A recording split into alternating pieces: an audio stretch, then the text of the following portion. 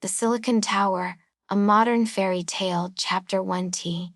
The urban craving in the city of Oakhaven, the sky was not blue. No. It had not been blue for longer than anyone could remember. Instead, it hung overhead like the color of a television tuned to a dead channel. A swirling, gray ceiling of smog and satellite trails that pressed down upon the citizens below like a physical weight. The air itself tasted of copper and electricity, a metallic tang that coated the tongue and lungs with every breath. The sun, when it could be glimpsed at all, appeared as nothing more than a pale, sickly disk fighting through layers of industrial haze, casting the world below in a perpetual twilight that knew neither true day nor honest night, down in the narrow canyons of Sector 7, where the buildings rose like the walls of a concrete prison and blocked out even that feeble light, where the neon signs flickered like dying stars, gasping their last breaths of luminescence, lived a young man named Mark and his wife, Sarah. Their home, if one could call it that, was a room no larger than a shipping container. The walls were bare metal, cold to the touch even in the depths of summer, and the ceiling was so low that Mark had to duck whenever he moved from the sleeping area to his workbench.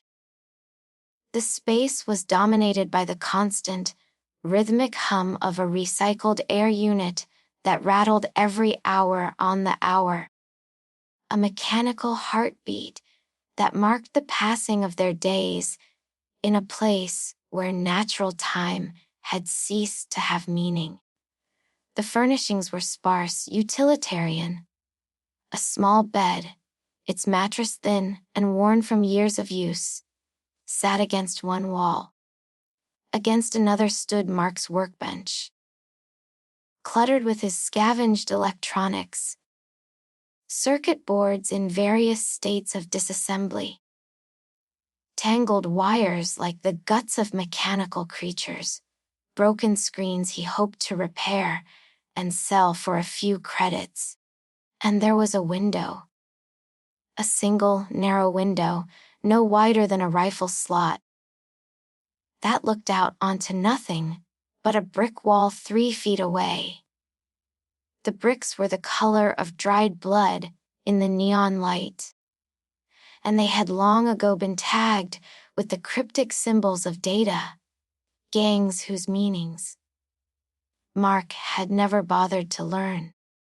Despite the cold metal and the hard concrete of their lives, despite the constant noise and the perpetual gray that seeped into everything like a slow poison, Mark and Sarah shared a dream of something soft and living, a dream that seemed almost impossibly fragile in this harsh world. They dreamed of a child. One evening, as the neon signs outside began their nightly flicker to life, blue, then red, then a sickly green that made everything look diseased, Sarah sat by the window. It was her habit in these quiet hours.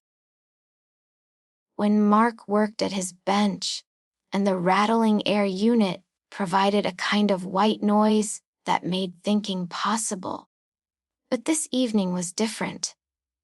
Her face, usually marked by a quiet determination that Mark had always admired, was unusually pale. The shadows under her eyes seemed deeper, carved into her skin like dark crescents. Her hands, folded in her lap, trembled slightly. She wasn't looking at the brick wall that filled their view. She wasn't watching the occasional drone that drifted past like a metallic bird. Instead, her gaze was tilted upward, straining toward something far above, something beyond the narrow frame of their window, toward the summit of the Black Spire. The Black Spire was the only building in Sector 7, perhaps in all of Oakhaven, that pierced the smog to touch the clean air above. It rose like a dark needle stabbing the sky, its surface a seamless sheet of black carbon, glass that reflected nothing and absorbed everything. The building seemed to drink in the light, the noise, the very hope of the district below. At its very peak, visible even through the layers of pollution, a glass greenhouse glowed with a haunting, violet light. It was said that up there, in that impossible garden, the air was sweet and clean. That real plants grew there, fed by sunlight and rain, that the people below would never feel.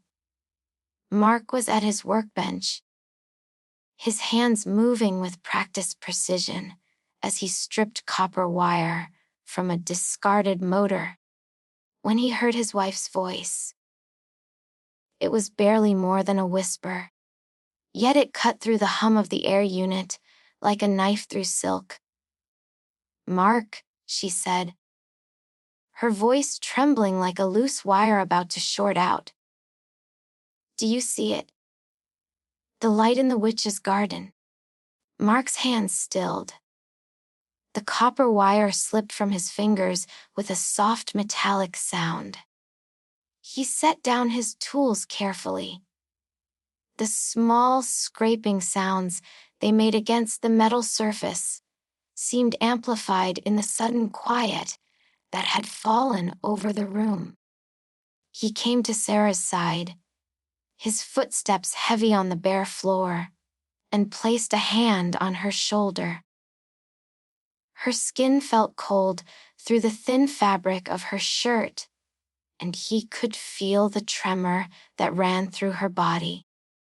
He followed her gaze upward, out the narrow window, past the brick wall, past the tangle of electrical cables and antenna arrays that crisscrossed the air like a spider's web made of technology, to the distant violet glow at the top of the Black Spire.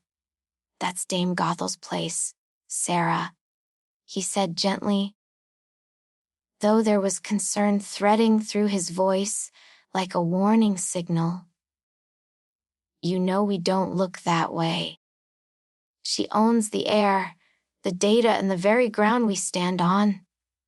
But Sarah didn't look away. Her eyes remained fixed on that distant light with an intensity that made Mark's chest tighten with worry.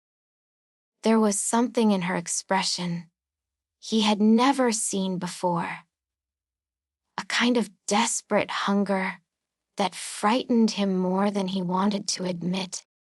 "I saw it through the long-range lens today," Sarah said, still whispering, her voice carrying a strange urgency that seemed to come from somewhere deep within her. Mark's jaw clenched. He knew the lens she meant. An old telephoto attachment he'd salvaged from a surveillance camera. One of the few luxuries they allowed themselves. Sarah sometimes used it to look at the upper levels of the city, to glimpse the world beyond their narrow canyon of concrete and despair. But she had never looked toward the Black Spire. They had an unspoken agreement about that. The spire was off limits. It was too dangerous even to think about. "The Midnight Rampion," Sarah continued, her eyes wide and unblinking, fixed on that violet glow as if hypnotized. "It's a plant that drinks the moonlight and breathes the ozone. I can taste it in my mind, Mark. It tastes like the world used to be, fresh, cold, and full of life." She paused, and when she spoke again, her voice had dropped to barely a whisper, but the words hit Mark like a physical blow. "If I don't have it," she said, "I feel as though my heart will simply stop beating." Mark looked at his wife's hollow cheeks, at the desperate light in her eyes that seemed to burn with an almost feverish intensity. He knew the stories of Dame Gothel. Everyone in Sector 7 knew them.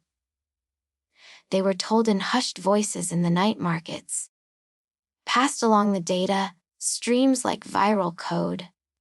They called her a tech witch, a woman who had somehow merged her soul with the city's mainframe decades ago. Some said she was immortal. Others said she was already dead, that what lived in the Black Spire was merely a ghost in the machine. A collection of data that had learned to want and to hate. Her garden, that impossible greenhouse at the top of the world, was said to be protected by sensors that could hear a heartbeat from 100 floors away, by turrets that never missed, by AI defense systems that had been trained on the patterns of human intrusion for generations. No one went to the Black Spire. Not unless they were summoned. And those who were summoned rarely returned. "It's just a plant, Sarah," Mark said softly, trying to reason with her, trying to pull her back from whatever edge she was teetering on. His hand tightened on her shoulder, as if he could anchor her to reality through touch alone. "No," Sarah replied, and a single tear traced a path through the dust on her cheek, leaving a clean line in its wake. "It's the only thing that can save us. I feel it in my bones, Mark. In my blood. Without the Rampion, our child will never be more than a dream." The words hung in the air between them. Our child. The dream they had whispered about in the darkness. The hope they had clung to in this hopeless place. Sarah had been trying to conceive for 3 years. 3 years of disappointment, of failed attempts, of watching her body betray her month after month. The doctors in the free clinics, what few remained, had told her that the pollution was to blame, that her body, like the bodies of so many women in Sector 7, had absorbed too many toxins, breathed too much corrupted air, that she would likely never carry a child to term. Unless something changed. Unless some miracle intervened. Mark looked at the dark silhouette of the Black Spire rising against the gray sky. He was a man who lived by logic and wires, by code and circuitry. He believed in things he could measure, could test, could understand. But the sight of his wife's despair, the sound of her voice breaking on those words, "Our child," broke something inside him. Some wall he had built between himself and the irrational world of hope and desperate chances. He reached for his climbing harness, hanging from a hook on the wall. It was old, scavenged from a maintenance worker's locker years ago, the straps worn but still strong. He grabbed his thermal mask. A piece of equipment he had cobbled together from various stolen parts, designed to hide his heat signature from the security drones that patrolled the upper levels. "Stay quiet," he told Sarah, his voice grim with determination, "and keep the door locked. I'm going to get your plant." Sarah's head snapped around to look at him, her eyes wide with a mixture of hope and terror. "Mark, no. You can't." "The spire." "I know," he interrupted, pulling the harness over his shoulders and tightening the straps across his chest. I know what the spire is. I know what she is. But I also know what I'm looking at right now. He cupped her face in his hands, forcing her to meet his eyes. I'm looking at my wife, he said quietly. And I will not watch you fade away for want of something I might be able to steal. Logic or sentiment, Sarah? For once in my life, I'm choosing sentiment. He pressed a kiss to her forehead, tasting the salt of her tears and the metallic tang of the city's air. Then he moved to the window, checking his equipment one last time. The climbing harness, the thermal mask, the magnetic gloves he had built from salvaged parts, the small satchel at his hip, empty and waiting. Sarah stood frozen by the window, her hand pressed against the glass, watching as her husband prepared to do the impossible. To scale the black spire, to steal from a witch, to risk everything for a plant that might, just might, give them the future they had dreamed of. Mark turned back one last time, giving her what he hoped was a reassuring smile, though it felt brittle on his face. I'll be back before dawn, he said. With your midnight rampion. Then he slipped out the door and into the neon-lit darkness of Sector 7, leaving Sarah alone with the hum of the air unit and the distant glow of the violet light that promised miracles and demanded prices not yet named. Chapter 2a. The Heist. The night was thick with a chemical mist as Mark approached the base of the black spire. It rolled through the streets like something alive, curling around his ankles, clinging to his clothes with damp, cold fingers. The mist carried with it the smell of ozone and burning plastic. The signature scent of Oak Haven after dark when the factories vented their waste into the already poisoned air. Mark moved through the empty streets with practiced stealth, keeping to the shadows cast by the flickering neon signs. At this hour past midnight, Sector 7 was as close to quiet as it ever got. The day workers were asleep in their containers and coffin apartments. The night workers were deep in the factories, or the data mines, their bodies bent over terminals in climate-controlled rooms. Only the drones moved freely, sweeping their searchlights across the empty plazas and alleyways, looking for curfew violators or unauthorized gatherings. Mark avoided them easily. He had been evading security systems since he was old enough to hold a circuit board. It was in his blood. This understanding of patterns and timing, of how to move through a world designed to track and control. The black spire loomed before him, growing larger with each step until it dominated his entire field of vision. Up close, the building was even more imposing than it appeared from their window.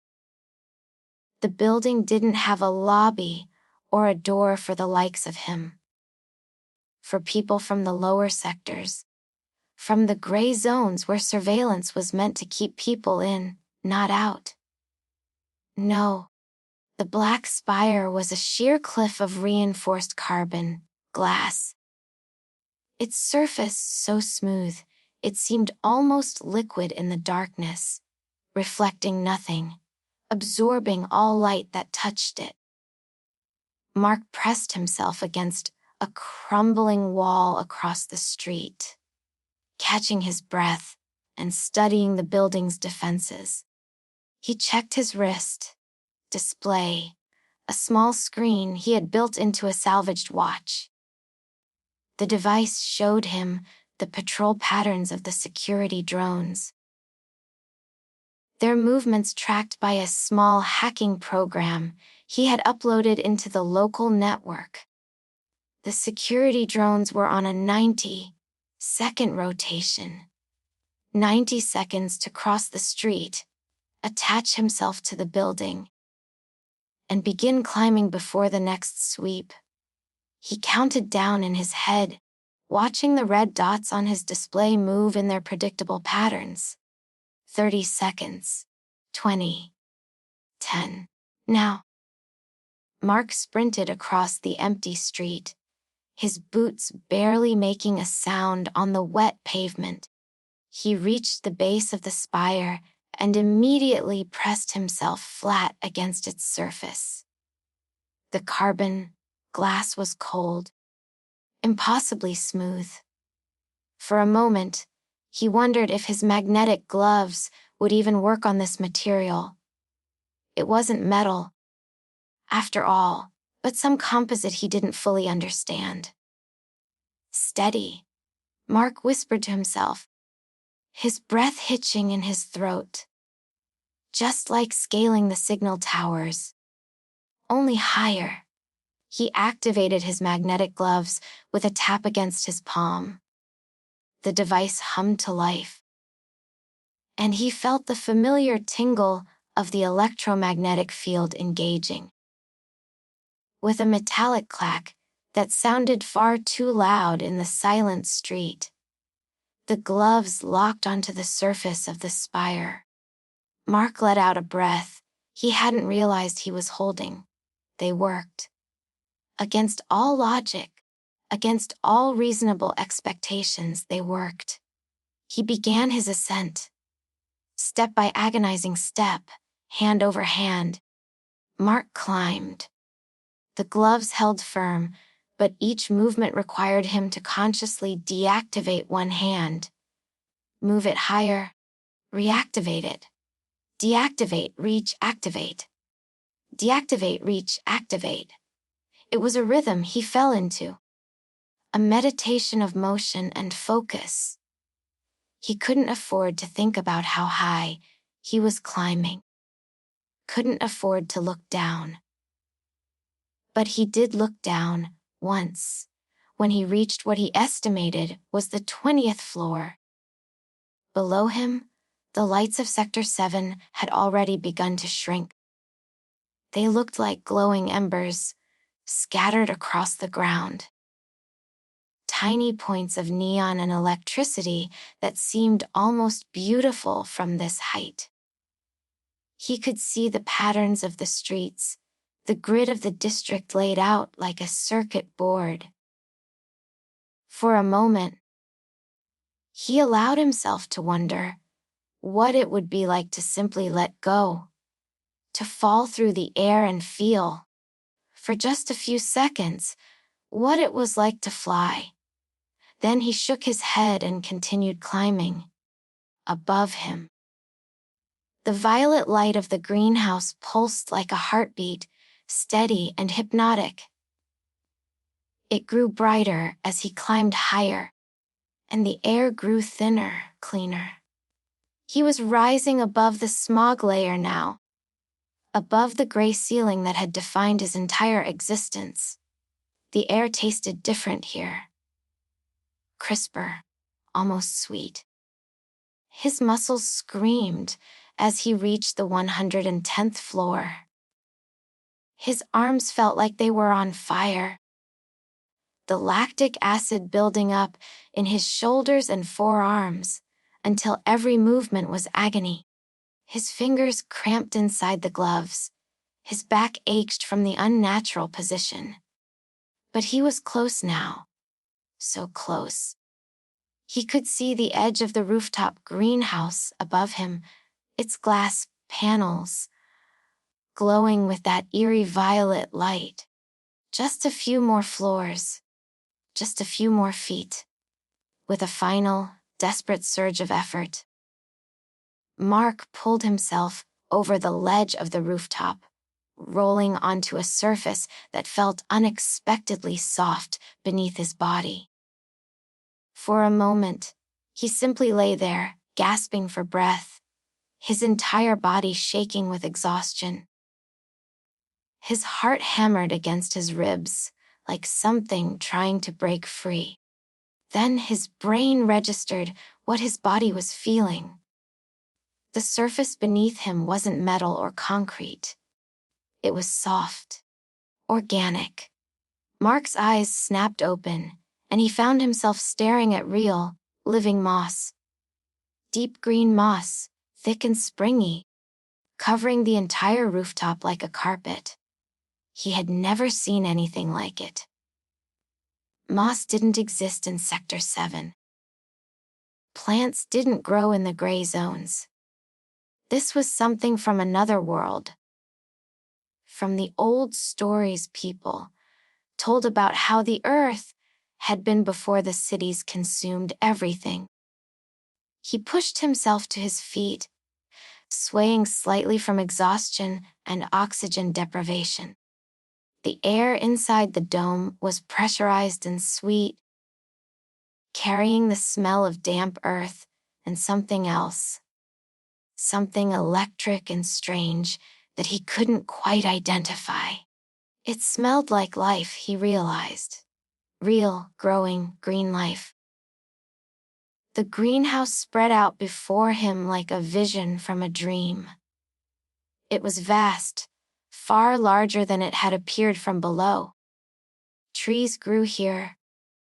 Actual trees, their branches heavy with leaves that rustled in an artificial breeze. Flowers bloomed in riotous colors he had forgotten existed. Red, yellow, a blue so deep it hurt to look at. And everywhere, there was that violet light, emanating from glowing panels set into the glass ceiling. There, in the center of the garden, surrounded by a ring of flowering vines, grew the midnight rampion. Mark scrambled toward it, his exhaustion forgotten in the face of what he was seeing. The plant was exactly as Sarah had described it, though her words hadn't done it justice. Its leaves were a deep, bruised purple, the color of twilight and shadows.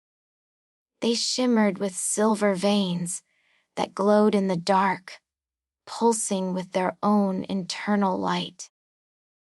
The veins formed patterns that looked almost like circuit diagrams, like the plant itself was some kind of organic technology.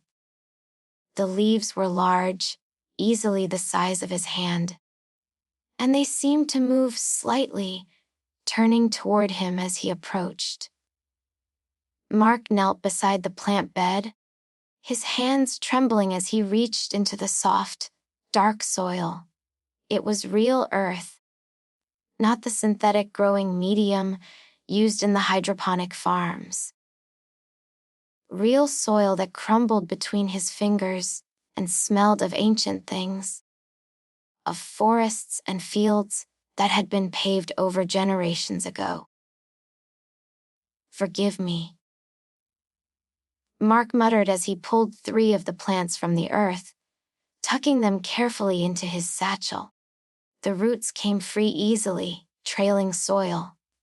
"I just need to get back down. I just need to get home."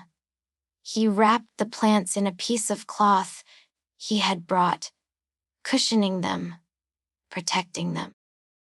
They felt warm in his hands, warmer than they should be, as if they contained their own internal heat source. He could feel them pulsing gently, in rhythm with his own heartbeat. He stood, slinging the satchel across his chest, and turned to leave. The moss beneath his feet suddenly turned a bright, warning red. Mark froze, his blood turning to ice in his veins. The change was instantaneous. One moment the moss had been a peaceful green, and the next it was the color of fresh blood, glowing with an angry light that pulsed in time with an alarm he couldn't hear but could feel in his bones. A low hum filled the air, rising in pitch and intensity. The garden's humidity spiked dramatically, and Mark felt sweat break out across his skin as the temperature climbed. The glass panels above him began to glow brighter, and the violet light turned sharp and white, casting everything in harsh, clinical clarity. From the center of a holographic, cherry blossom tree. A tree Mark now realized had been there all along, though he had somehow not noticed it. A figure materialized. She didn't walk. She didn't step into view from behind cover. She seemed to be rendered into existence, pixel by pixel, line by line, like an image loading on an old screen. First her outline, shimmering and translucent. Then her features, gaining solidity and detail. Then full, physical presence. Dame Gothel stood before him. She was tall, impossibly tall. Or perhaps it was just the way she held herself that made her seem to tower over everything. Her skin was the color of moonlight, pale and luminous, with a faint blue glow emanating from beneath the surface, as if her veins carried light instead of blood. Her eyes were two glowing azure circles that hummed with visible data, numbers and symbols scrolling across their surface, too fast for Mark to read. She wore a gown of liquid metal that flowed around her feet like oil, rippling and shifting with every minute movement. The fabric seeming to exist in a state between solid and liquid. Her hair, if it could be called hair, was a mass of fiber, optic cables, each strand glowing with its own internal light, cascading down her back in a waterfall of data and luminescence. The thermal sensors picked up your body heat the moment you touched the glass, thief. Dame Gothel said, her voice sounding like 1,000 whispers, layered over one another, like a chorus of ghosts, speaking in perfect unison. There was something wrong about the sound, something that made Mark's skin crawl. It was too precise, too perfectly modulated. It was the voice of something that had studied human speech, but had never truly been human itself. Mark froze, his hand still clutching the strap of his bag, where the stolen plants rested. His mind raced, calculating escape routes, assessing his chances. They were zero. He knew that. There was no outrunning this. No outsmarting her. Not here, in her domain, surrounded by her technology. My wife, she's sick, he stammered, his voice cracking with fear and desperation. The words tumbled out in a rush. She has a craving. She said she would die without it. A craving, Gothel repeated, stepping closer. The moss beneath her feet returned to its peaceful green as she moved, as if the ground itself recognized its mistress and calmed at her approach. The air around her crackled with static, and Mark felt his hair stand on end from the electromagnetic field she generated. You break into the most secure vault in Oakhaven for a salad. You risk a fall of 1,000 feet for a handful of bio-engineered code. Her tone was mocking, amused, as if she found his desperation entertaining. She circled him slowly, and Mark felt like prey being assessed by a predator. Her eyes scanned him, and he realized she was reading him. His vitals, his stress levels, his heart rate and blood pressure and adrenaline levels. To her, he was simply data, a collection of biological metrics to be analyzed and cataloged. It's not just a plant to her, Mark cried out, dropping to his knees. The moss was soft beneath him, but he felt no comfort from it. He pressed his hands together in a gesture of pleading, of desperate supplication. Please? We have nothing. Just let me take it. I'll do anything. I'll work the mines. I'll sell my organs. Just let her live. Gothel tilted her head, the motion eerily mechanical, like a machine adjusting its angle for optimal viewing. The blue light in her eyes flickered and pulsed as she scanned his vitals more deeply, reading the truth in his elevated heart rate, in the cortisol flooding his system, in the genuine terror and love that drove him. A cold, calculating smile spread across her face. It was a terrible smile. Beautiful and inhuman, the smile of something that had long ago forgotten what it meant to feel.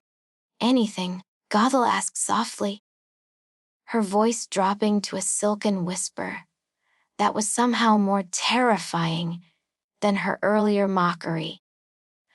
That is a very dangerous word to use with a woman like me. Mark of Sector Sun. The way she said his name made him realize she already knew who he was. Had probably known from the moment his hand touched the glass. Had probably tracked him through every camera, every sensor, every data point between his home and her tower. He wasn't a thief who had surprised her. He was an expected variable in an equation she had already solved. Mark's mouth went dry. He had the sudden, terrible feeling that he had just stepped into a trap far more complex than any physical snare. That the real danger wasn't the fall, wasn't the security systems or the turrets. It was the deal he was about to make. Chapter 3, The Deal. The rooftop garden felt suddenly smaller, as if the glass walls were closing in. The sweet air turned heavy, oppressive, harder to breathe. Mark remained on his knees on the red, glowing moss, watching as Dame Gothel circled him like a predator observing a trapped bird. The silver veins in her liquid, metal dress pulsed in time with the glowing plants around them, as if she and the garden were part of the same vast, living system. With each step she took, her gown rippled and flowed, leaving no footprints on the moss, making no sound.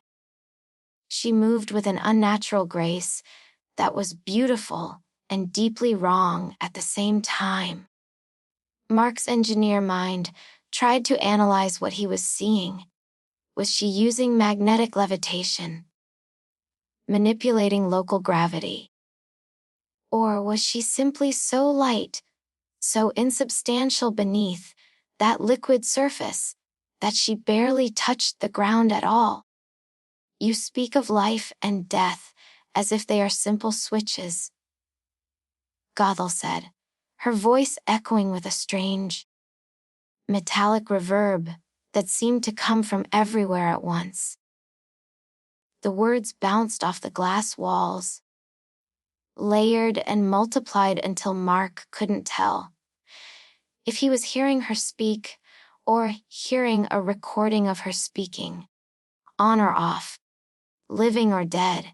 But in this city, everything has a price. Everything requires payment. You want the rampion to sustain the life your wife carries. Very well. She stopped directly in front of him, so close that Mark could see the data scrolling across her eyes, could see his own reflection in those glowing blue orbs, Small, dirty, desperate. I am a scientist. Mark. She continued, and now her voice took on a different quality, something almost professorial, as if she were explaining a simple concept to a slow student. I am a collector of rare things, genetic anomalies, unique biological specimens, data sets that cannot be replicated, and a child born of my garden's essence. A child whose mother consumed the midnight rampion, whose cells have been rewritten by its code. Such a child would be the rarest thing of all.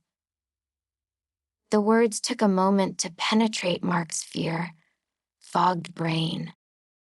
When they did, when the meaning became clear, he felt his stomach drop, as if he were already falling from the tower. Mark looked up, his face pale beneath the grime of the climb. Sweat and dirt streaked his cheeks. His hands, still pressed together in supplication, began to shake. What do you mean? He asked. Though some part of him already knew, already understood what she was proposing. What do you want? The child, Gothel replied plainly, her azure eyes locking onto his with an intensity that felt like being pinned by lasers. Her voice carried no emotion, no hesitation. She stated it as simple fact, as inevitable as gravity. When the girl is born, and it will be a girl, I've already run the genetic projections. She belongs to me. I will provide her with a life far better than the gray rot of Sector 7. She will be my legacy. She will be the queen of this spire. The words hit Mark like physical blows. Each syllable a hammer strike against his chest, against his heart, against everything he had climbed this tower to protect.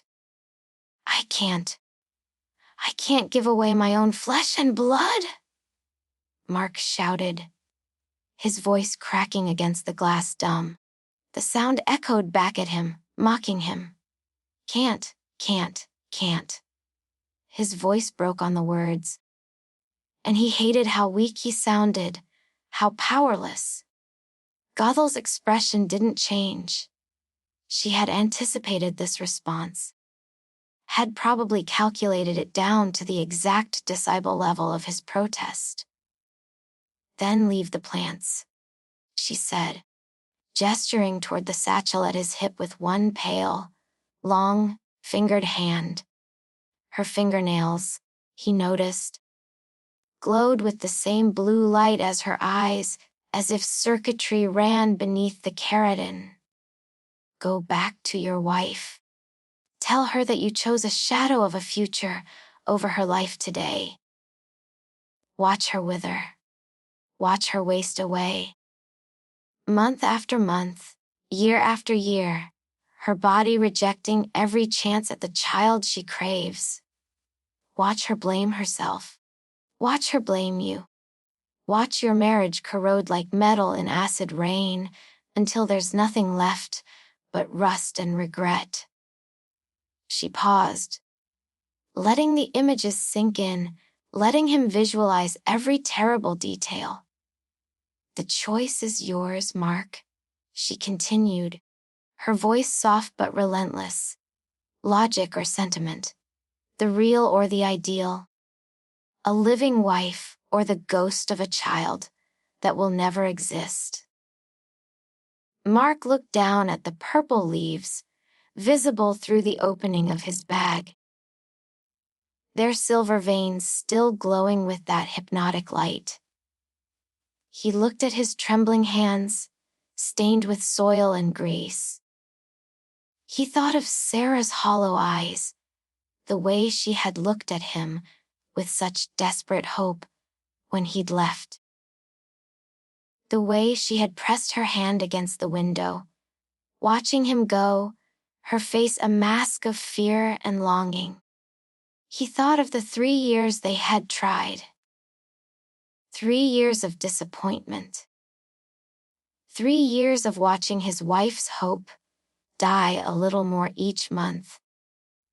3 years of holding her while she cried.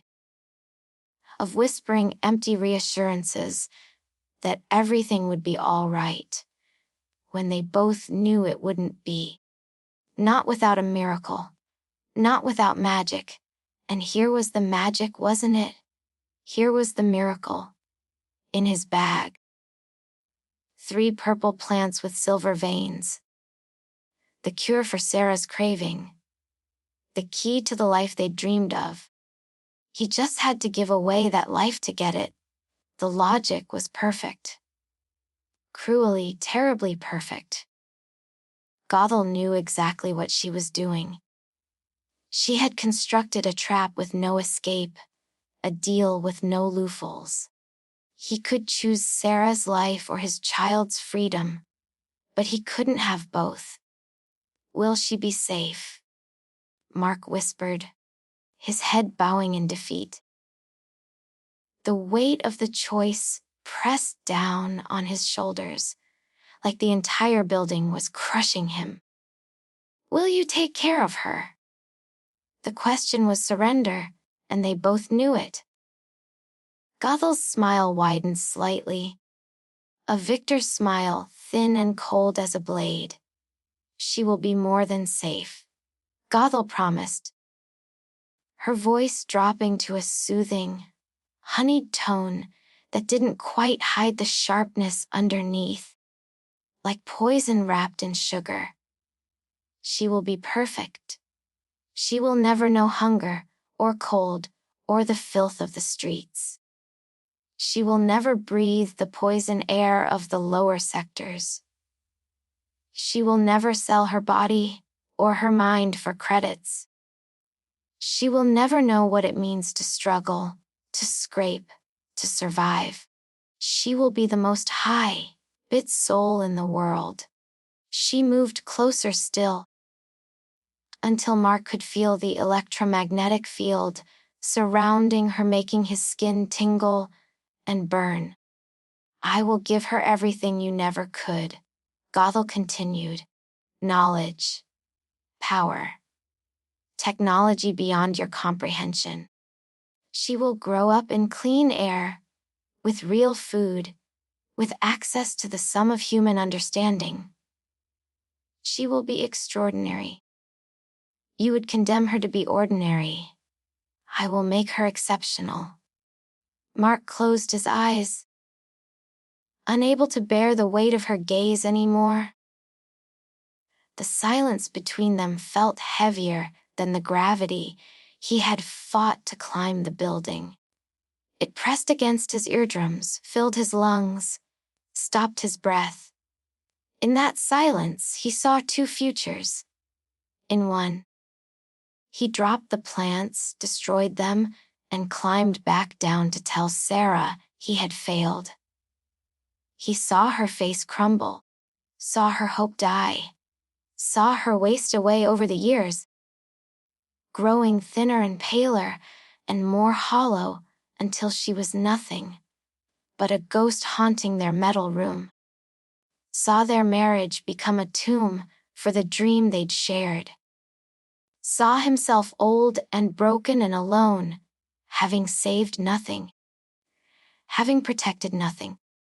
In the other future, he took the plants home, saved Sarah, gave her the child she craved, and 9 months later, watched that child disappear into the tower, into Gothel's cold hands, into a life of luxury and isolation he couldn't imagine. A life without him. A life where he was nothing but a biological footnote, a genetic donor, a thief who had traded his daughter for his wife's health. Both futures were terrible. Both futures were losses. But in one future, Sarah lived. And wasn't that enough? Wasn't that all that mattered? He tried to tell himself it was. Take them. Gothel commanded, and the holographic cherry blossom trees around them shimmered and began to pixelate, as if she were already beginning to fade back into the data stream from which she had emerged. Go home. Feed your wife. Let her eat the leaves. Let the Rampion's code rewrite her biology, repair what the pollution has destroyed. Let her grow strong and fertile and full of life. She turned away from him, dismissing him with the gesture, and began to walk back toward the center of the garden. Her voice drifted back to him, echoing in the glass dome. And remember, Mark, she said, and now her voice had lost all pretense of warmth. It was cold again, mechanical. The voice of the city's mainframe speaking through human lips. I have your biometric signature. I have your DNA in my database. I have your retinal scan, your fingerprints, your voice pattern, your gait analysis. There is nowhere in this city you can hide that I won't find my payment. 9 months from the day your wife consumes that plant, I will come for what is mine. And if you run, if you try to cheat me, I will find you. I will find you both. And what I do to you will make death seem like a mercy. The threat hung in the air like smoke. Mark didn't answer. Couldn't answer. His throat had closed with the weight of what he'd done, what he'd agreed to.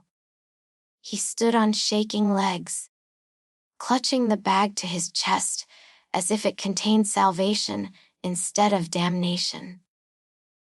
The plants felt heavy now, heavier than they should be, as if they carried the weight of the price he'd agreed to pay.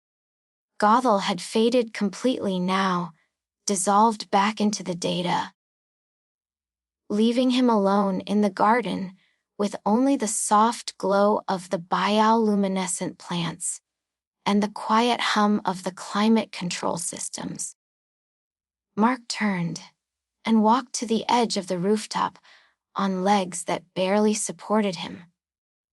He looked down at the city below, at the 1,000-foot drop, at the glowing grid of Sector 7, spread out like a circuit board. For a moment, just a moment, he considered jumping, considered ending it here, destroying the plants, ensuring the deal could never be completed. But then he thought of Sarah, thought of her pale face and hollow cheeks and desperate eyes, thought of her hand pressed against the window, watching him go into the dark. He couldn't fail her.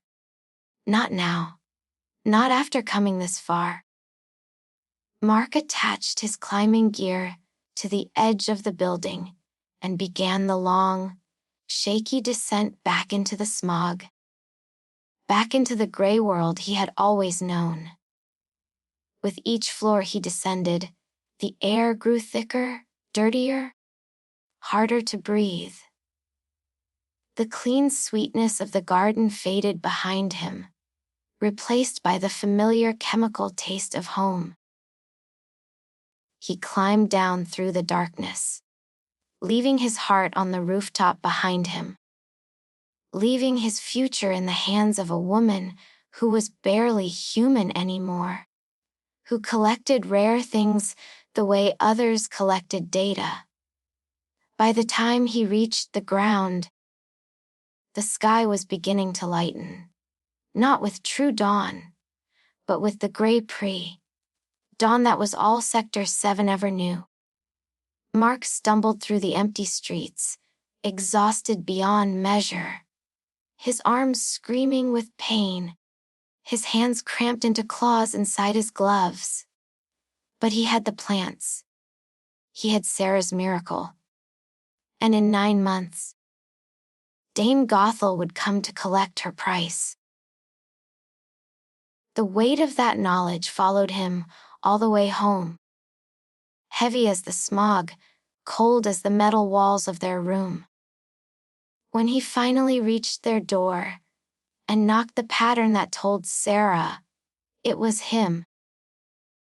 When she opened it and threw her arms around him and wept with relief. When she saw the plants in his bag and her face lit up with joy he hadn't seen in years. He couldn't bring himself to tell her what they would cost. Not yet. Not tonight. Tonight he would let her be happy. Tomorrow he would tell her about the deal, about the price, about the choice he'd made in that glass garden high above the world. Tomorrow he would confess what he'd done. But tonight, for just one night, he would let them both believe in miracles without consequences. He was a logical man. A man who lived by code and circuitry. But logic had just led him to trade one life for another. To mortgage a future he'd never meet for a present he could hold.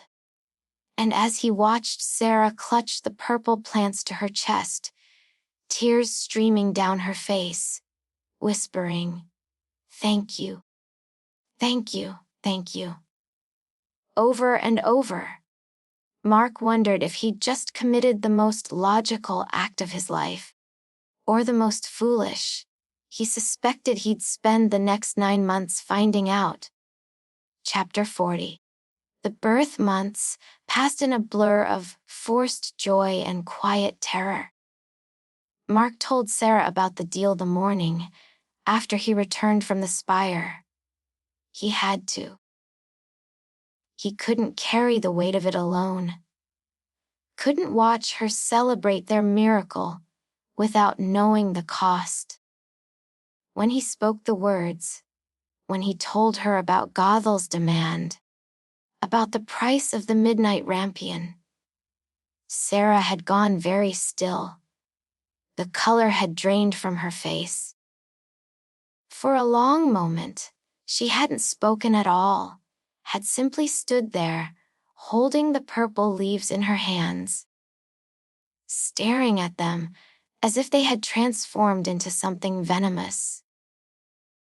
Then she had looked up at him with eyes full of tears and asked the question he had been dreading.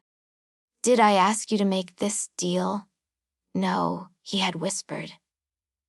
"I made the choice. I thought I was saving you.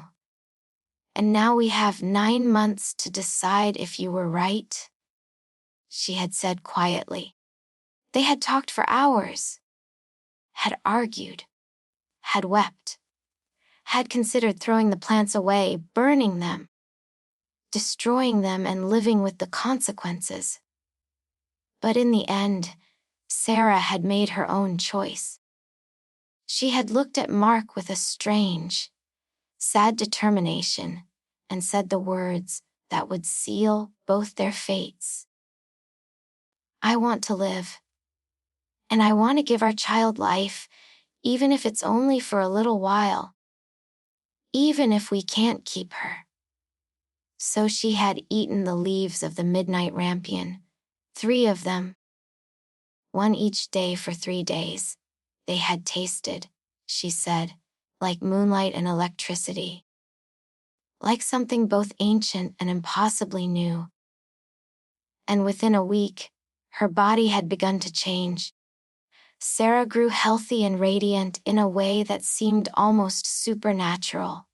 Her skin, which had been pale and sallow from years of breathing polluted air, took on a warm, golden glow, as if lit from within. Her hair, which had been dull and brittle, became thick and lustrous, catching the neon light from their window in unexpected ways. She moved with an energy and vitality that seemed completely out of place in their dim apartment, like a flower blooming in a junkyard. The pregnancy test came back positive after 2 weeks. 2 weeks. After 3 years of trying, of failing, of watching hope die month after month. 2 weeks was all it took once the rampion had done its work. Mark watched his wife transform with a mixture of wonder and dread. The plant hadn't just made her fertile. It had rewritten something fundamental in her biology, had repaired damage the doctors said was irreparable, had given her a strength and health she had never possessed, even before the pollution had ravaged her system. But Mark became a shadow. He sat by the window for hours each day, watching the black spire in the distance, watching the violet light at its peak pulse like a heartbeat, like a countdown timer marking the days until payment came due. He counted the days like a man awaiting a sentence, crossing them off on a calendar he kept hidden in his workbench. Each X he marked felt like a step closer to an execution. 9 months, 270 days, 6,480 hours. He watched them tick away with the relentless precision of a clock. Sarah tried to bring him into her joy. She would sit beside him, her hand on her growing belly, and talk about names, about what the baby might look like, about the future.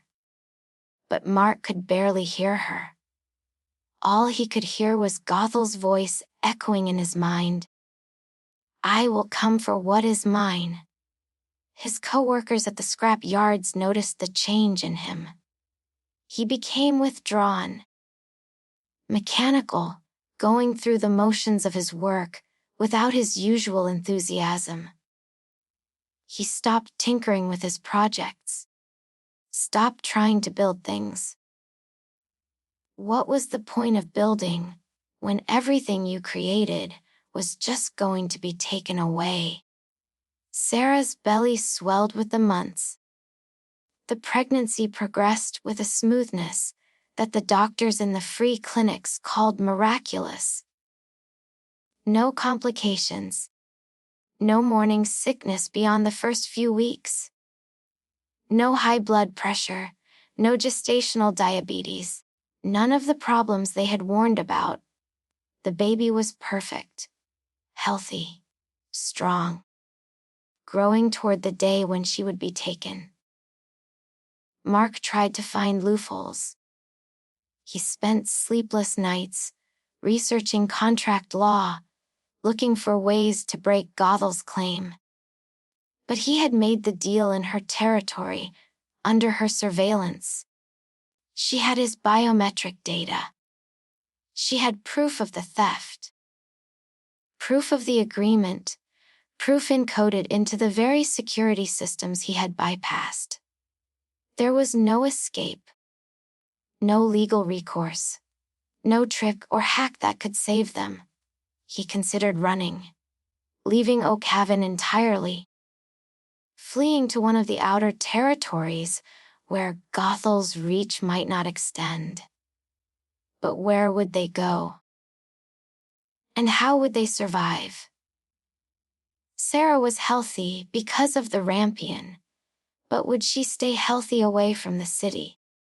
Would the baby? Mark didn't know enough about the plant's effects to risk it. So he stayed. And he waited. And he watched the days count down. When the time finally came, 9 months to the day after Sarah had eaten the first rampion leaf, the city was in the middle of a massive electrical storm. The storm had rolled in from the industrial wastelands to the east. A churning wall of black clouds shot through with purple lightning. Thunder rolled through the metal canyons of the streets, like the roar of some ancient beast. shaking the windows and rattling the loose panels in the walls. The neon signs flickered and buzzed as the power grid struggled under the electromagnetic assault, and entire sectors went dark for minutes at a time, plunging thousands into sudden blackness. In their small room, Sarah's contractions had started in the early evening. Mark had wanted to take her to the hospital, but she had refused. Something in her, some instinct she couldn't name, told her that Gothel would come here, to this place, to collect what was owed.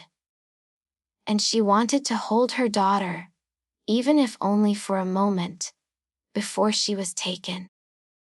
So Mark had laid out clean towels, boiled water on their small heating element, and prepared as best he could for a home birth, with no medical training and no idea what he was doing. The labor was hard but mercifully quick.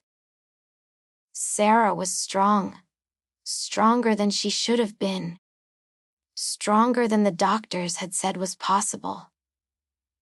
The Rampion had given her that, at least.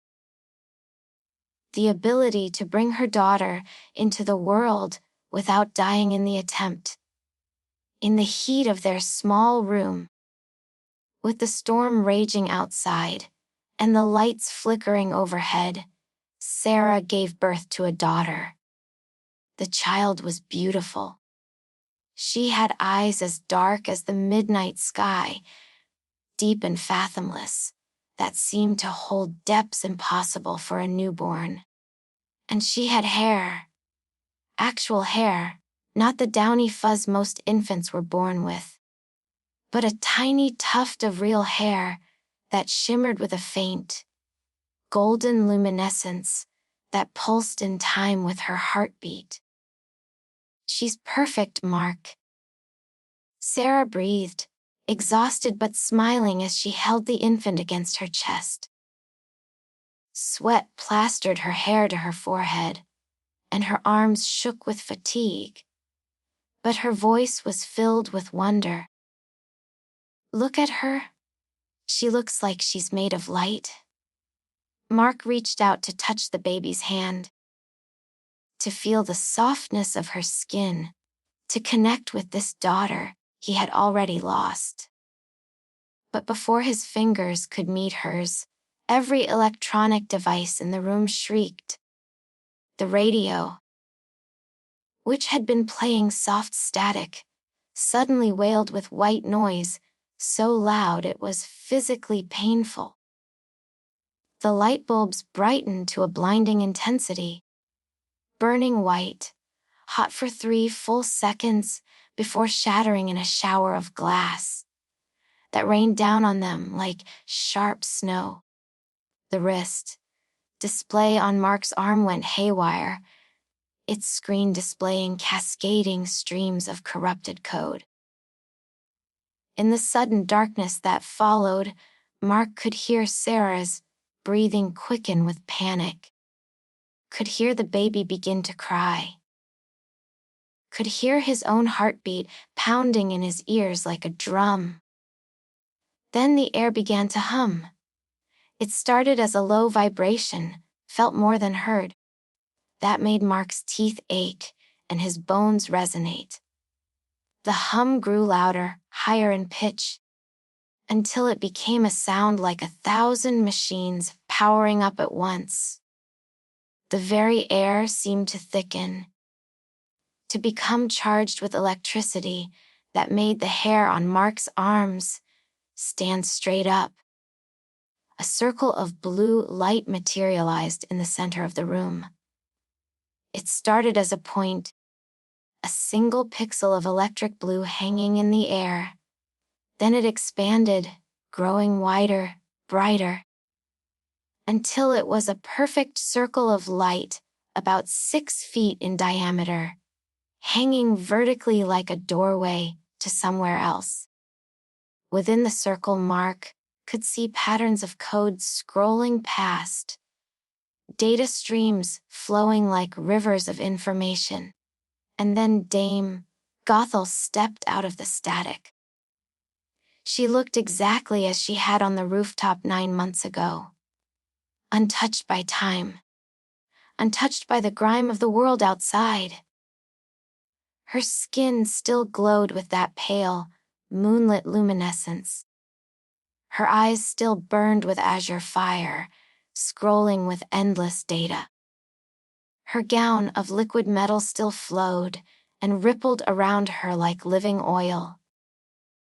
She was a being from another world, from a higher plane of existence, stepping down into their reality, like a god descending, to collect tribute from mortals.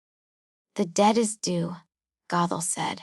Her voice wasn't loud, but it cut through the sound of the rain lashing against the window, through Sarah's ragged breathing, through the baby's cries. It cut through everything, final and absolute as a judge's gavel. Sarah let out a piercing cry, clutching the baby tighter against her chest. The infant, sensing her mother's fear, began to wail louder. No. Mark, what is she talking about? Who is this? Sarah's voice was high with panic, with confusion. In the chaos of the labor, in the joy of the birth, she had forgotten. Or perhaps she had allowed herself to hope, for just a few hours, that the deal had been a nightmare, that Gothel wouldn't come, that they might somehow be allowed to keep this impossible gift. But debts in Oak Haven were always collected. Always. I am the architect of her life, Gothel said, stepping toward the bed. Her movements were precise, calculated, each step perfectly measured. She looked down at the child with a gaze that was more clinical than maternal, the look of a scientist examining a successful experiment. I gave her the rampion. I gave her the spark. I rewrote her genetic code before she was even conceived. And now I take what is mine.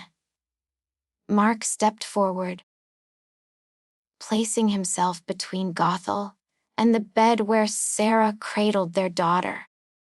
His hands were raised in a useless gesture of defense, as if he could somehow physically block a being who existed partially in the digital realm. Please, Gothel, he begged. And he hated the desperation in his voice, hated how powerless he sounded. We'll give you anything else. We'll serve you for the rest of our lives. Just leave the girl. She's innocent. She hasn't done anything wrong. You made a contract in a world built on code, Mark, Gothel replied, her eyes flashing brighter for a moment, cycling through patterns of blue light. Contracts cannot be broken. Not by men like you. Not by anyone. This is a city of laws, of systems, of protocols that must be followed. You agreed to the terms. You accepted the payment. Now you must honor the price. She moved toward him, and Mark felt his legs lock up, felt his muscles refuse to obey his commands. She had done something. Triggered something in the electromagnetic field. She generated something that interfaced with his nervous system and paralyzed him where he stood. Gothel walked past him as if he were a statue, a piece of furniture, beneath notice now that the transaction was complete. She reached down towards Sarah, who pressed herself back against the wall, still holding the baby, tears streaming down her face. Don't touch her. Sarah sobbed. Please, please don't take her. She's all we have. She's everything. She is everything. Gothel agreed, and for just a moment, something that might have been compassion flickered across her face. Or perhaps it was just a simulation of compassion. A calculated expression designed to ease the transaction. That is why she deserves better than this. Her hands touched the baby, and the child stopped crying. Just like that. As if a switch had been flipped.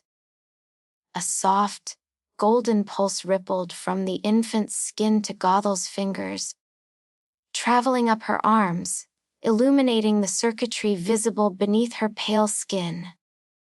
The baby's eyes, those dark midnight eyes, locked onto Gothel's glowing blue gaze with an intensity that seemed impossible for a newborn. Sarah's arms felt suddenly heavy, as if the strength had been drained from her marrow, as if gravity had increased tenfold. She tried to hold on, tried to keep her grip on her daughter, but her muscles simply wouldn't obey. Her fingers loosened, her arms fell, and she could only watch in a daze as Gothel lifted the girl from her chest. "I will call her Rapunzel," Gothel whispered, staring into the baby's eyes with something that might have been wonder or might have been triumph. The name seemed to mean something to her, to carry weight and significance that Mark and Sarah couldn't understand.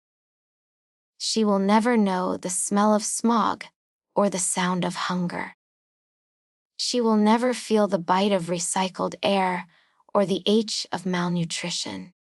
She will be the only pure thing in this corrupted city, the only clean file in a drive full of viruses. "Don't take her!" Sarah screamed, her voice breaking, tearing itself apart on the words. She lunged forward, reaching for her daughter with hands that shook and grasped at empty air. "Please! God, please! She's my baby! She's mine!" But Gothel did not look back. She turned the baby, Rapunzel, cradled in her arms, and walked toward the circle of blue light, still hanging in the center of the room. The portal pulsed and swirled, waiting to receive her. Mark found he could move again. He stumbled forward, his paralysis broken by the sound of Sarah's screams, by the sight of his daughter disappearing into the arms of the tech witch. "Wait!" he cried out. At least let us say goodbye. Let us hold her one more time. Please!" Gothel paused at the threshold of the portal. She turned her head just slightly, just enough to look back at them with those inhuman eyes. "You already have," she said simply. "That is more than most receive." And then she stepped into the shimmering blue circle. The baby, Rapunzel, their daughter, their impossible miracle, went with her. With a sound like a dying television, like 1,000 channels of static collapsing into white noise, and then into silence, the portal vanished. The room fell into a heavy, suffocating silence. The storm still raged outside, rain still lashed against the window. Thunder still rolled through the streets. But inside the room there was nothing. No crying baby. No humming electronics. No blue light. Just darkness and the smell of burnt ozone and the sound of two people breathing. And then Sarah began to sob. Not the piercing scream from before, but deep, wrenching sobs that seemed to tear themselves from somewhere deep in her chest, from some place that had broken and could never be repaired. She curled into herself on the bed, her arms wrapped around the empty space where her daughter had been, and she wept like the world had ended. Mark stood frozen in the center of the room, staring at the spot where the portal had been. His hands were still outstretched, still reaching for a child who was already gone, already ascending to the top of the black spire, already beginning a life in which he would play no part. He had saved Sarah's life. That had been the goal. That had been the entire purpose of the deal. She was alive. She was healthy. She had survived childbirth. The rampion had done its work perfectly. But the cost had been everything else. Outside, the storm began to fade. The thunder grew more distant. The rain slowed from a deluge to a steady drizzle. And in their small room in Sector 7, Mark and Sarah held each other in the darkness, two people who had traded their future for a taste of the moonlight. Two people who had been given a miracle and had it taken away in the same breath. They had a daughter somewhere in the city. Somewhere high above them, in a tower of glass and light, being raised by a woman who was barely human. They would never hold her again. Never hear her laugh. Never see her take her first steps or speak her first words. She would grow up not knowing them. Not knowing where she came from.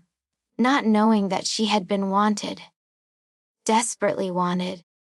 And loved more than anything in the world.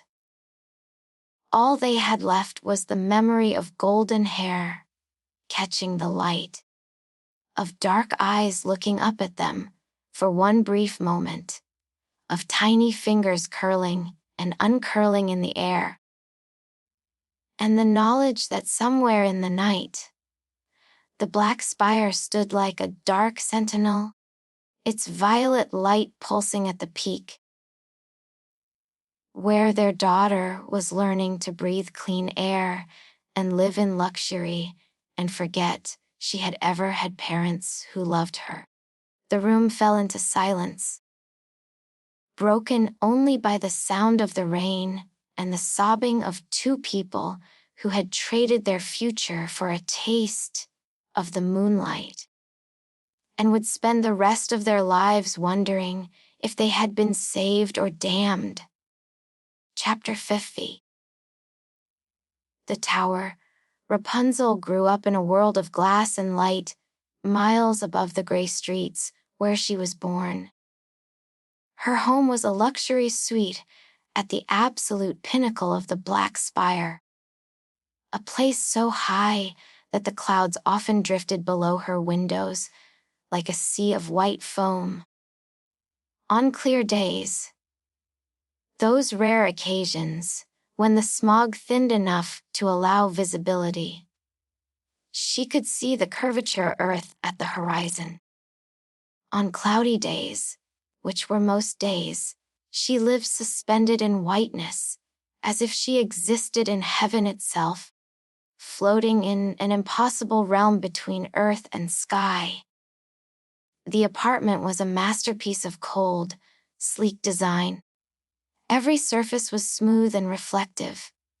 Polished carbon glass, brushed titanium. Screens that could display anything from cascading waterfalls to abstract patterns of flowing data. The floors were heated to a constant, comfortable temperature. The air was filtered through 7 different purification systems, scrubbed of every particle, every toxin, every impurity until it was cleaner than the air in operating rooms. There were no doors to the outside world. No hallways that led to other apartments. No stairs that descended to lower floors. No elevators reached this level. The shaft ended 20 floors below, accessible only to Gothel herself through means Rapunzel had never been allowed to understand.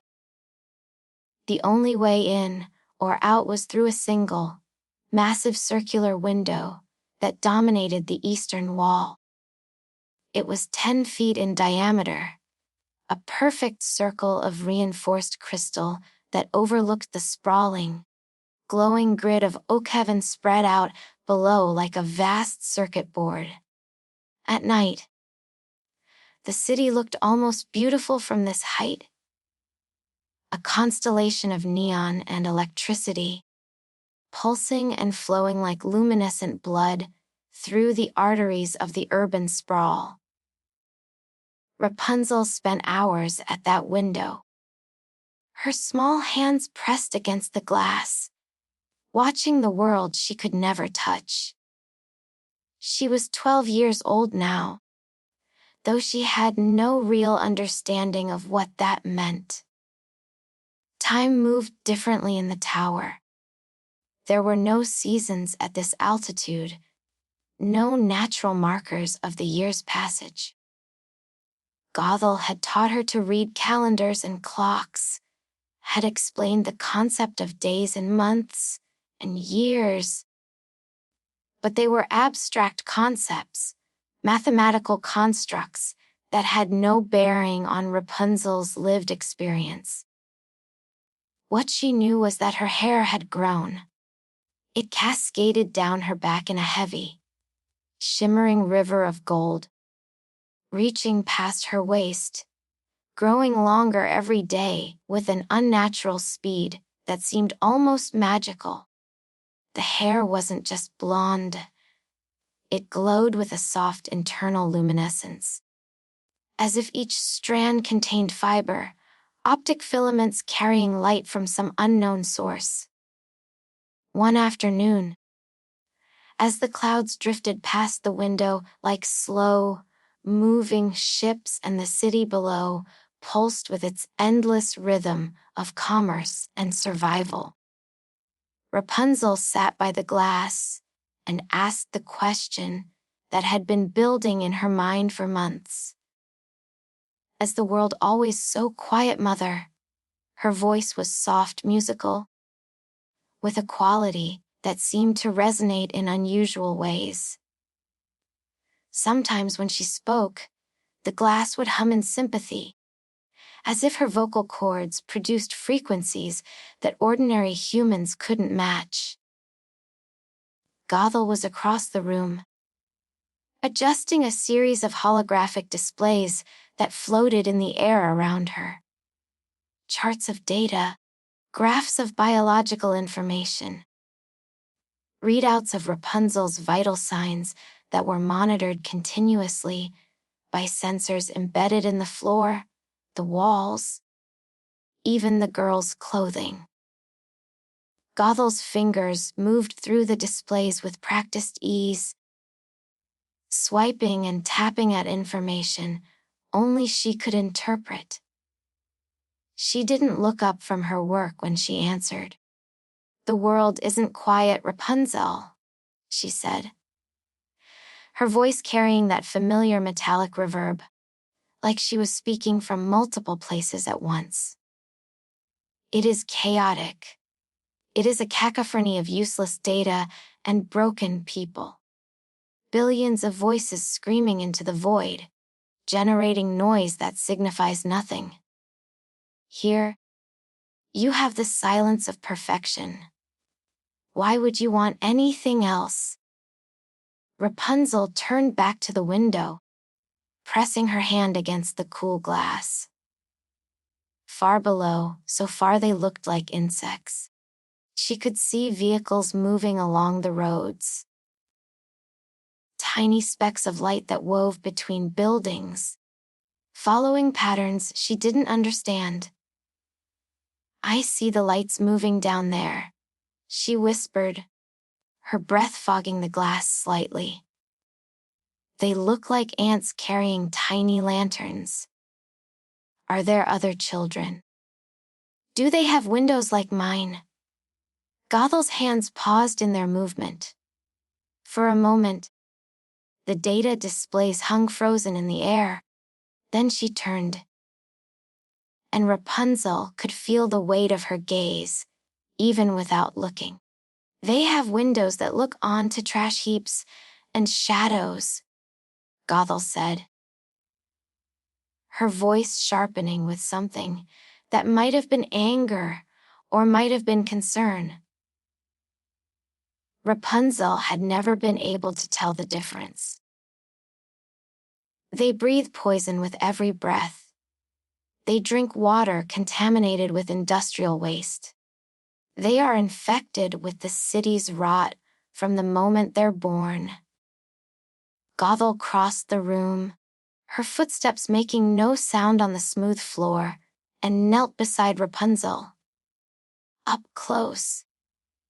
She was both beautiful and terrifying, her skin too perfect, her eyes too bright, her presence too intense. She placed one cool hand on Rapunzel's shoulder, and the girl could feel the faint, electromagnetic pulse that always surrounded Gothel, like standing too close to a powerful magnet. You are the only clean file in a corrupted drive, my child, Gothel said. And her voice took on an almost tender quality that Rapunzel knew meant she was being taught something important. This tower is not a prison, it is a firewall. It keeps the viruses out. It protects you from the infection that has consumed everyone else. Rapunzel wanted to ask what viruses, what infection. Wanted to ask why, if the world below was so terrible, Gothel spent so much time there. Descending for days, at a time to manage her business interests and return with stories of the chaos below. Wanted to ask if maybe, just maybe, some small part of that world might not be entirely corrupted. But she had learned, over the years, which questions led to answers and which led to lectures that could last for hours. Which questions brought Gothel's approval, and which brought that tightening around her eyes, that slight modulation in her voice that meant disappointment. So instead, Rapunzel simply nodded and turned back to the window. The room was filled with every distraction a child could desire. Every luxury that wealth and technology could provide. Rapunzel had digital books that contained the sum of human knowledge. Millions of volumes, accessible with a thought. Projected onto any surface she chose. She had virtual reality programs that let her walk through simulated forests, through reconstructions of ancient cities, through mathematical abstractions that bent space and time in impossible ways. She had a synthesizer that could create any flavor of food she could imagine, though she had never tasted real food, had no basis for comparison. When she told the machine she wanted strawberries, it produced something red and sweet that the database said was strawberries. Whether they tasted like the real thing, she would never know. She had exercise equipment that adapted to her growing body. Educational programs that taught her mathematics, literature, science, history. She could speak 4 languages fluently and read 3 more. She could solve differential equations in her head. She could recite poetry from memory and analyze it with the precision of a scholar twice her age. But she couldn't touch the rain. She couldn't feel the wind. She had never felt sunlight on her skin, only the artificial warmth of climate control. Had never touched another human being except for Gothel. had never heard a voice that wasn't hers or Gothel's or the smooth, artificial tones of the AI assistants built into the apartment. As the years passed, Rapunzel began to realize that her only true connection to the woman she called mother was the hair that grew with an unnatural, magical speed. It wasn't just that it grew longer. Normal hair grew, after all. But Rapunzel's hair grew inches every week, thick and strong and impossibly lustrous. It was infused with something, some energy that she could feel humming through each strand.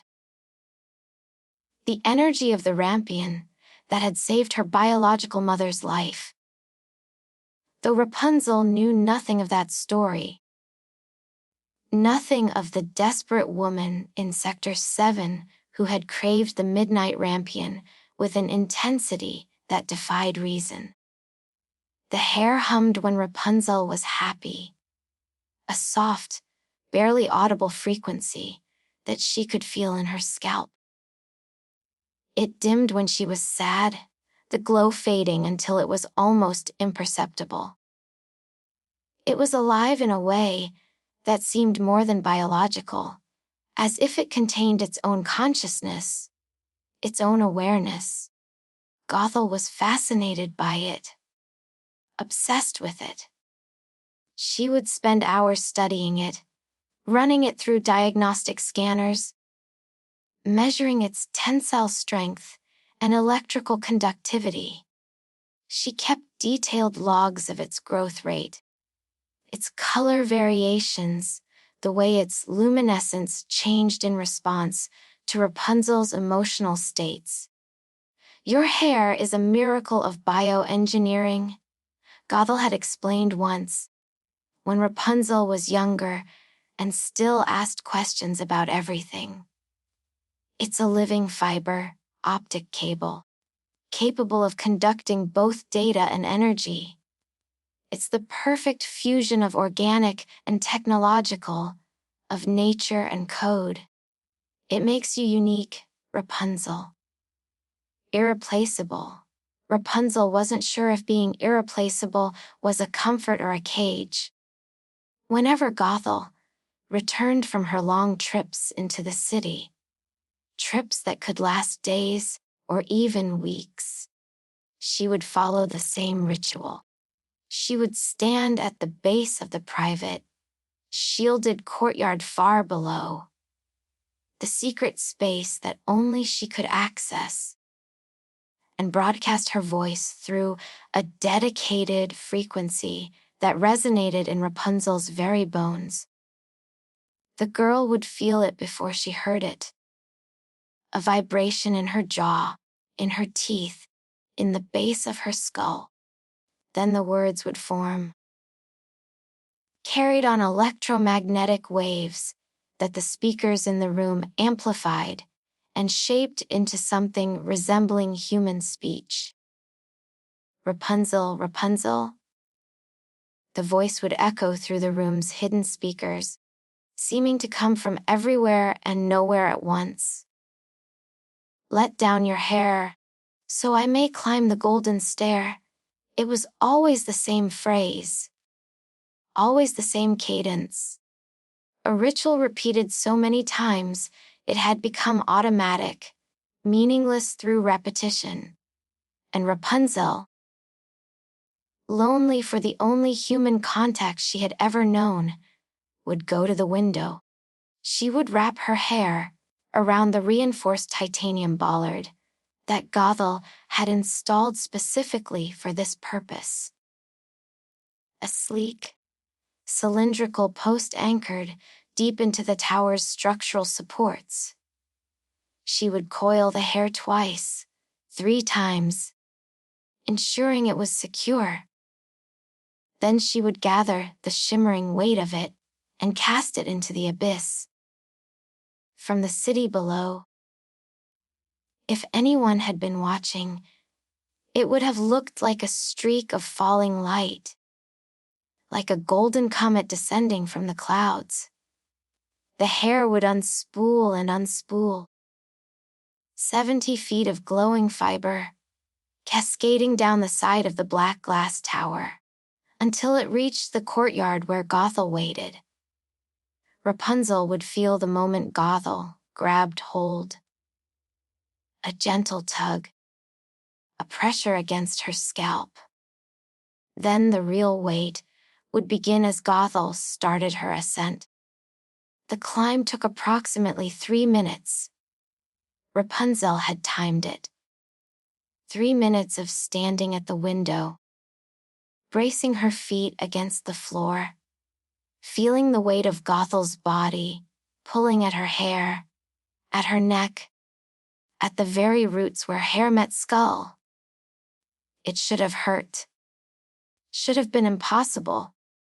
Actually, no human hair should be able to support the weight of an adult body without tearing free. But Rapunzel's hair wasn't normal human hair. It was dense, nearly unbreakable, infused with the Rampion's strange magic.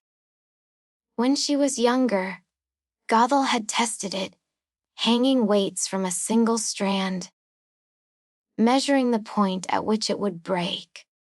She had stopped at 500 pounds. The hair hadn't even begun to fray. When Gothel finally stepped through the window, she never hugged the girl, never offered physical affection or words of greeting. She would simply step into the room, brushing imaginary dust from her liquid metal gown, and immediately begin her inspection. "Turn around," she would say, and Rapunzel would obey. Gothel would walk a slow circle around her, eyes glowing brighter as she scanned the girl's body. Reading vitals, checking growth metrics, analyzing bone density and muscle development and neurological function. Rapunzel had learned to stand very still during these inspections, to breathe normally, to let Gothel's electromagnetic fields wash over her without flinching. "You've grown another 2 inches," Gothel might observe. "Good. Your calcium absorption is optimal. The supplements are working." Or, "Your heart rate variability is slightly elevated. Have you been exercising adequately?" Or, "The hair has grown another 6 inches since my last visit." Excellent. The growth rate remains consistent. Rapunzel was data to be collected, a project to be monitored, an experiment that must be carefully controlled.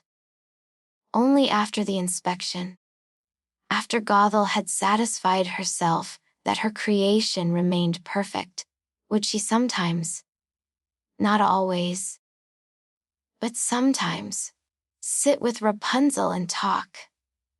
These were the moments Rapunzel lived for, even though she knew she shouldn't. She knew that Gothel's version of conversation was really just another form of instruction, of programming. But it was still connection. Still interaction with another consciousness. Still proof that she wasn't entirely alone in the white silence of the tower. "Tell me what you learned this week," Gothel would command, settling onto one of the sleek white chairs that dotted the apartment.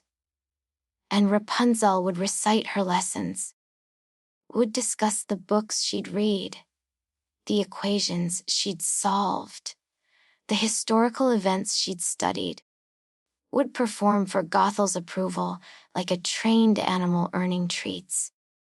Sometimes, Gothel would tell her stories about the city below. Not warm stories, not human stories, but cautionary tales about the chaos and corruption that defined life in the lower sectors. "Today, I had to terminate 3 employees for data theft," Gothel might say, her voice carrying no emotion. just stating facts. They thought they could sell corporate secrets to my competitors. They thought they could outsmart my security systems. They were wrong, of course. They always are. Or, the pollution index reached critical levels in Sector 4 this week. Respiratory hospitalizations increased by 40%. This is what happens when organic systems try to survive in environments they were never designed for. They break down. They fail. They die. These stories were meant to teach Rapunzel gratitude, to help her understand how fortunate she was to live above it all, protected and pure. But sometimes, late at night, when Gothel was gone and Rapunzel lay in her bed, staring at the ceiling where she had programmed the lighting to simulate stars, she would think about those people in Sector 4, the ones who were hospitalized, the ones who breathed poison every day and kept breathing anyway, kept living anyway, kept trying anyway. She would wonder what that kind of determination felt like, what it meant to struggle for survival, instead of having survival guaranteed by technology and isolation. She would wonder if perfection was really worth the price of never being tested. But these were dangerous thoughts, and she kept them to herself, buried deep, where even Gothel's sensors couldn't detect them.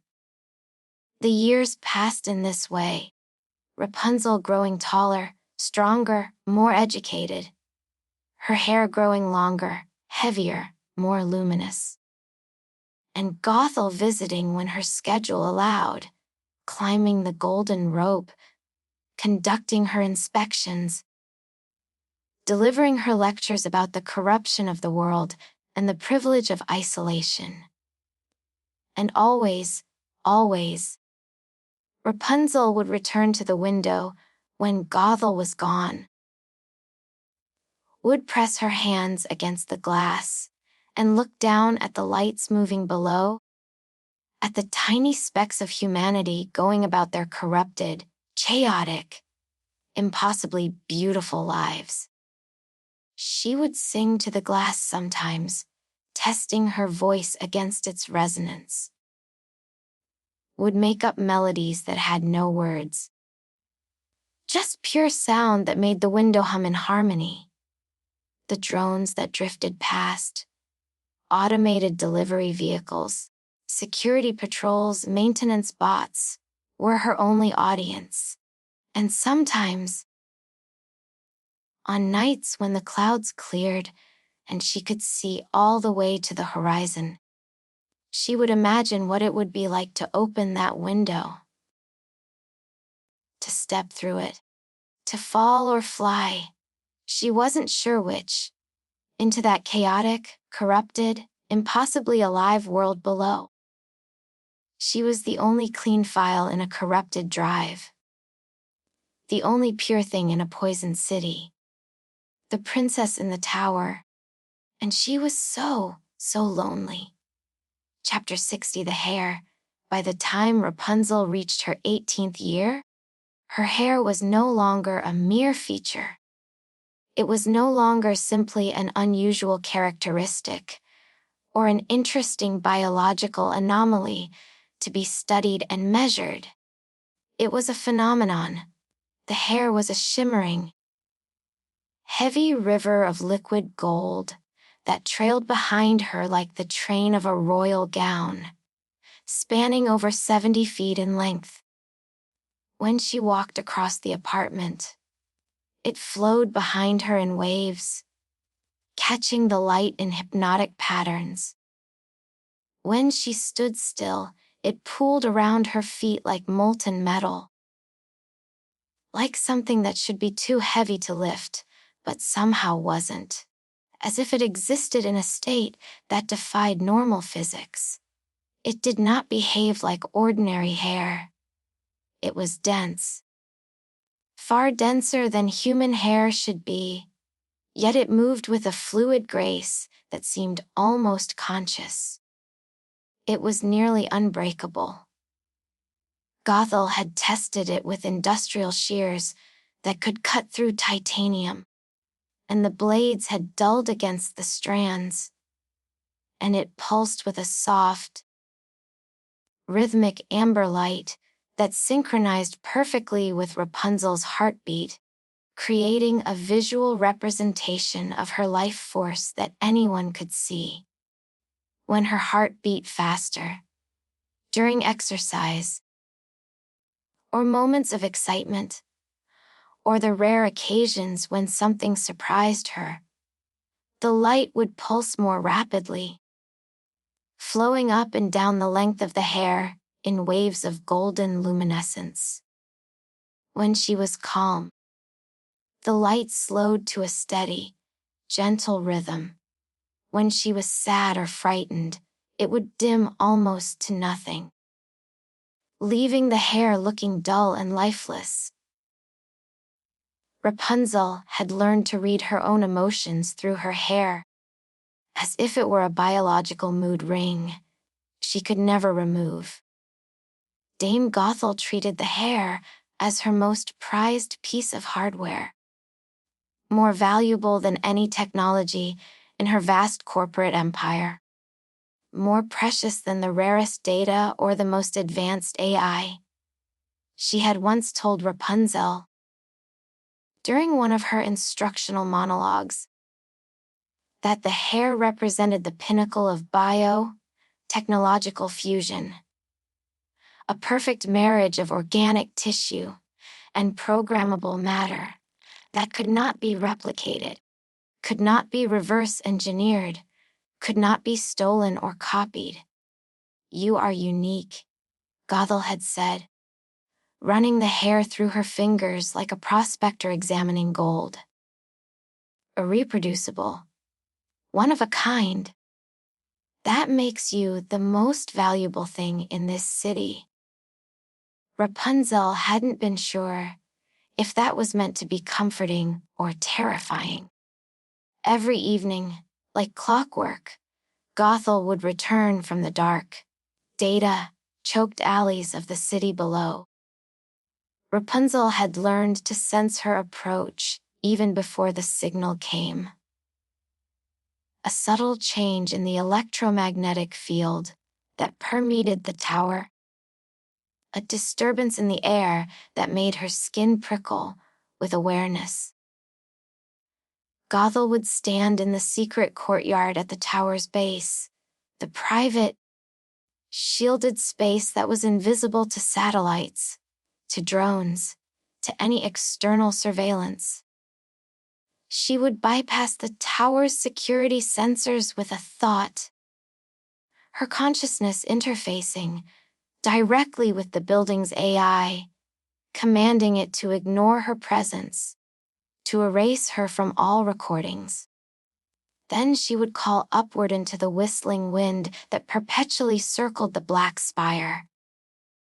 Rapunzel, Rapunzel, let down your hair, so I may climb the golden stair. The voice would cut through the electromagnetic spectrum, carried on frequencies that only Rapunzel could truly hear.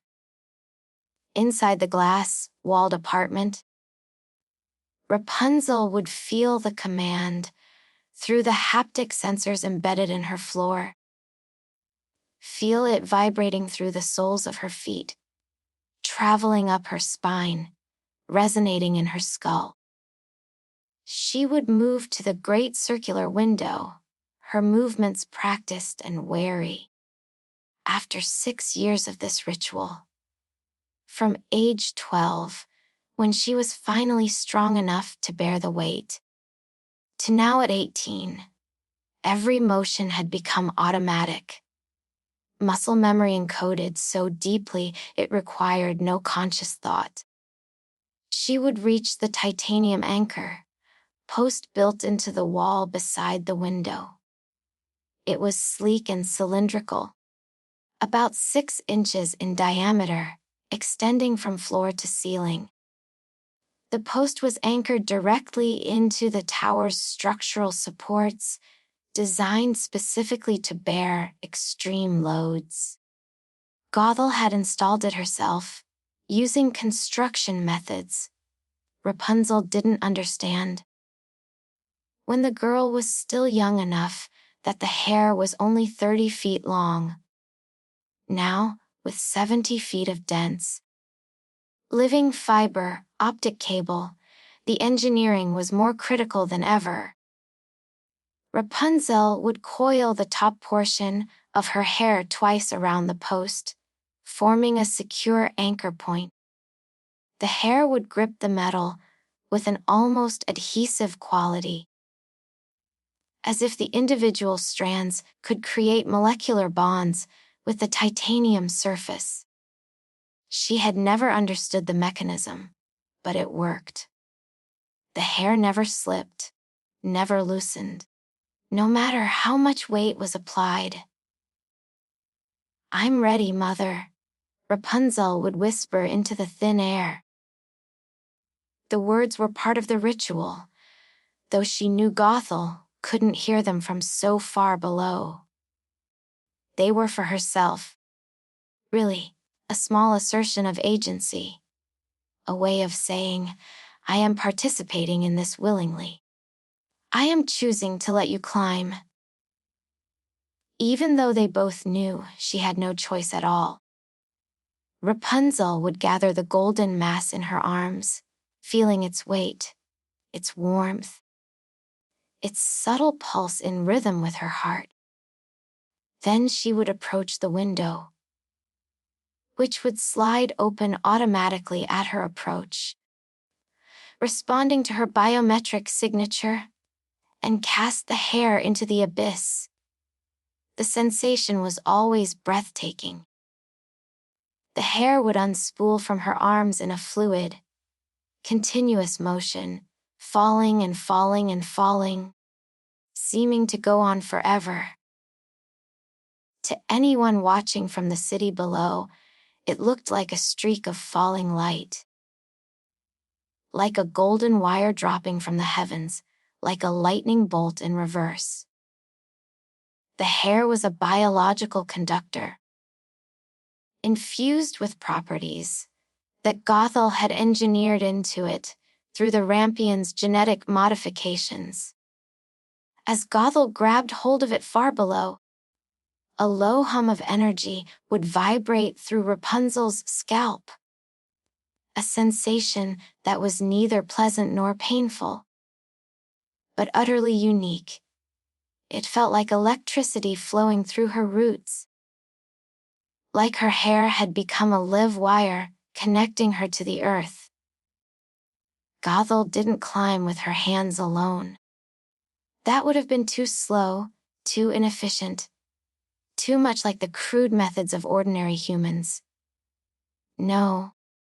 She wore specialized gauntlets that locked onto the hair's unique frequency, reading its electromagnetic signature and using it as both grip and guide. The gauntlets allowed her to glide upward with terrifying speed, ascending 70 feet in less than 3 minutes. Her body moving up the side of the tower like a spider on its web. The gauntlets distributed her weight evenly across hundreds of hair strands, simultaneously, preventing any single strand from bearing too much load. But even distributed, the weight was immense. Rapunzel would brace her feet against the floor, gripping the anchor post with both hands, feeling the weight of Gothel's ascent pulling at her neck, at her scalp, at the very roots where hair met skin. The pull was constant, relentless, a physical reminder of the debt she was born to pay, of the purpose she served, of the role she filled in Gothel's grand design. Her neck muscles would strain. Her scalp would ache. Sometimes, If Gothel climbed particularly fast, or if the wind was strong, Rapunzel would feel tears prick at her eyes from the sheer discomfort of it. But she never cried out, never complained, never let Gothel see that it hurt. The ascent would take 3 minutes, 180 seconds. Rapunzel had long ago learned to count them in her head, to mark the passage of time by the rhythm of her breathing, by the increasing burn in her neck muscles, by the growing ache in her scalp. 180 seconds of being reduced to nothing more than a rope, a tool, a means of access. And then, finally, Gothel would step through the window. She would arrive with perfect poise, not even slightly out of breath. Her liquid, metal gown settling around her, as if the climb had been nothing more than a leisurely stroll. She would unhook her gauntlets from the hair, and Rapunzel would feel the blessed relief of the weight lifting, of her scalp relaxing, of her neck muscles unclenching. Gothel wouldn't hug the girl, wouldn't greet her with warmth or affection or any acknowledgement that they hadn't seen each other in days. Instead, she would immediately reach for a pair of diagnostic scanners that she kept in a charging station near the window. Sleek, handheld devices that looked like metallic ones. She would run them over the hair without even looking at Rapunzel's face, checking the strands the way a mechanic might check an engine, assessing its condition and performance.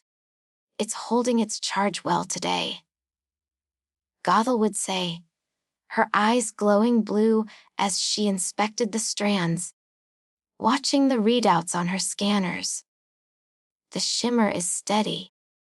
The electromagnetic conductivity is within optimal parameters. The Rampion's code is stable in your blood. It was always the hair first. Always the assessment of its condition, its functionality, its value. Only after she had confirmed that her most precious asset remained perfect would Gothel sometimes acknowledge the girl to whom the hair was attached. "It feels heavy today, Mother," Rapunzel said on one such evening, looking out at the sprawling city below. The lights were just beginning to come on as twilight descended. Millions of points of neon and electricity flickering to life across the urban landscape. The hair and the silence. It all feels so heavy. Gothel paused in her inspection, her scanner still humming over a section of hair near Rapunzel's shoulders. For a moment, something flickered across her face, an expression Rapunzel couldn't quite read. Annoyance, concern, calculation. "Weight is a sign of value, Rapunzel," Gothel replied, not looking up from her scanners. Her voice carried that familiar tone of instruction, of a lesson being delivered. The world below is light because it is hollow. It is nothing but smog and static, empty noise and meaningless motion. You are the only thing in this city with true substance. Never forget that. Substance. Value. Weight. These were the words Gothel used to describe her. Never joy, beauty, love. Always substance, value, weight.